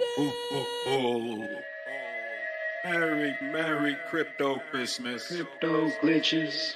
We here again to spread the good vibe. Get them bags headed for the prize. We still hear my crypto glitches like Santa Claus with a fatty bag. And if you ain't get that X for Christmas, I hope that you adding that. And if you made it on that special list, you get a Ripple fanny pack. Came back for the remix on the legend, we had to add a track. I'm probably on a hit list, but on my access I'll be adding stacks. They call me little Santa bags, I be airdropping fatty packs. SEC the Grinch and they tryna get all them baggies back. But them reindeers boosting off and we winning, counting in the aftermath. I be stuffing stocking bags until I gotta rest in peace. That's to try to fake it, but we popping off with no green screens. Plus this holiday herb season stacking for the happening. This the remix in the family here, we bout to handle things. Happy hodl days, crushed diamond hands, yeah, the older way. This is your day, ho ho, hold away. They been missed that train with they FOMO play. Dallas crypto cowboy, Tony Romo days. Tony Bullrun, how they pumping dumb. I'm in the bay with War Turtle and Junks. They calling me Kirk, how I came and stung. I stood on 10 toes for this XRP. Got my bags up with the XCC. Heating up for the winter solstice. Smoking on Christmas, she very potent. Treated me like Santa Claus, they was hoping. Didn't believe me, thought I was joking. CBDC is what you'll be quoting. I'll be with the bad man, yeah, we ghosted. I just be getting them bags, presents all wrapped. How you doing today? Just get into a bag. Hoping that my stocking's full of them chips. All we want for Xmas is to be crypto rich. Jingle bells, crypto tails, holding all the way. Packing bags for the holiday. Wish list, get rich, a quick glitch to fix this. Merry Xmas. Oh, what fun it is to ride to. All-time high overnight. And some would say it's overpriced. Them Bitcoin maxis overhyped. Try making a list, checking it twice. Time to find out who's buying it right. Got them weak hands catching frostbite. 10 bands we to the moonlight on that first day of Xmas. I buy some XRP, some extra limited DC. I be stuffing stocking bags until I gotta rest in peace. That's to try to fake it, but we popping off with no green screens. Plus this holiday herb season stacking for the happening. This the remix in the family here, we bout to handle things. Holding on to my big bag, stacking X coins, that's an X mass. On my sleigh riding in first class, I secure my coins, you can't trespass. Got them trees, I see the greener pastures in the next chapter. Happily ever after, loudest in the room, all you hear is laughter. I can make it reindeer, I'm a dashing prancer. Crypto winner, we don't hibernate. We accumulate, but you kinda late. We feasting now, watch us celebrate. Got an empty wallet and an empty plate. Higher prices now, watch us levitate. Generational wealth, watch it circulate. The future's pregnant, watch it ovulate. It's the birth of crypto, money generates. I just be getting them bags, presents all wrapped. How you doing today? Just get into a bag. Hoping that my stocking's full of them chips. All we want for Xmas is to be crypto rich. Santa back filling up fast. XRP army is up to the task. Blue nose on Rudolph, he's flying past. Rise of the Phoenix is going to blast. Mrs. Claus is checking the bags. The little elves are breaking the bags. XRPL, here at last. Here's my letter to Santa land. It's Xmas, my sex. Santa please, my sex. Christmas tree, my sex. XRP, my sex. Gift receipt, my sex. Instantly, my sex. Clarity, my sex. Give to me, my sex. Shout out to the family, GET, let me, I hope that you ready. Bags is getting heavy, popping like confetti, popping like Dos Equis. We popping off the levee, splashing like spaghetti. Happy hodl days. Yo, Killer Strider.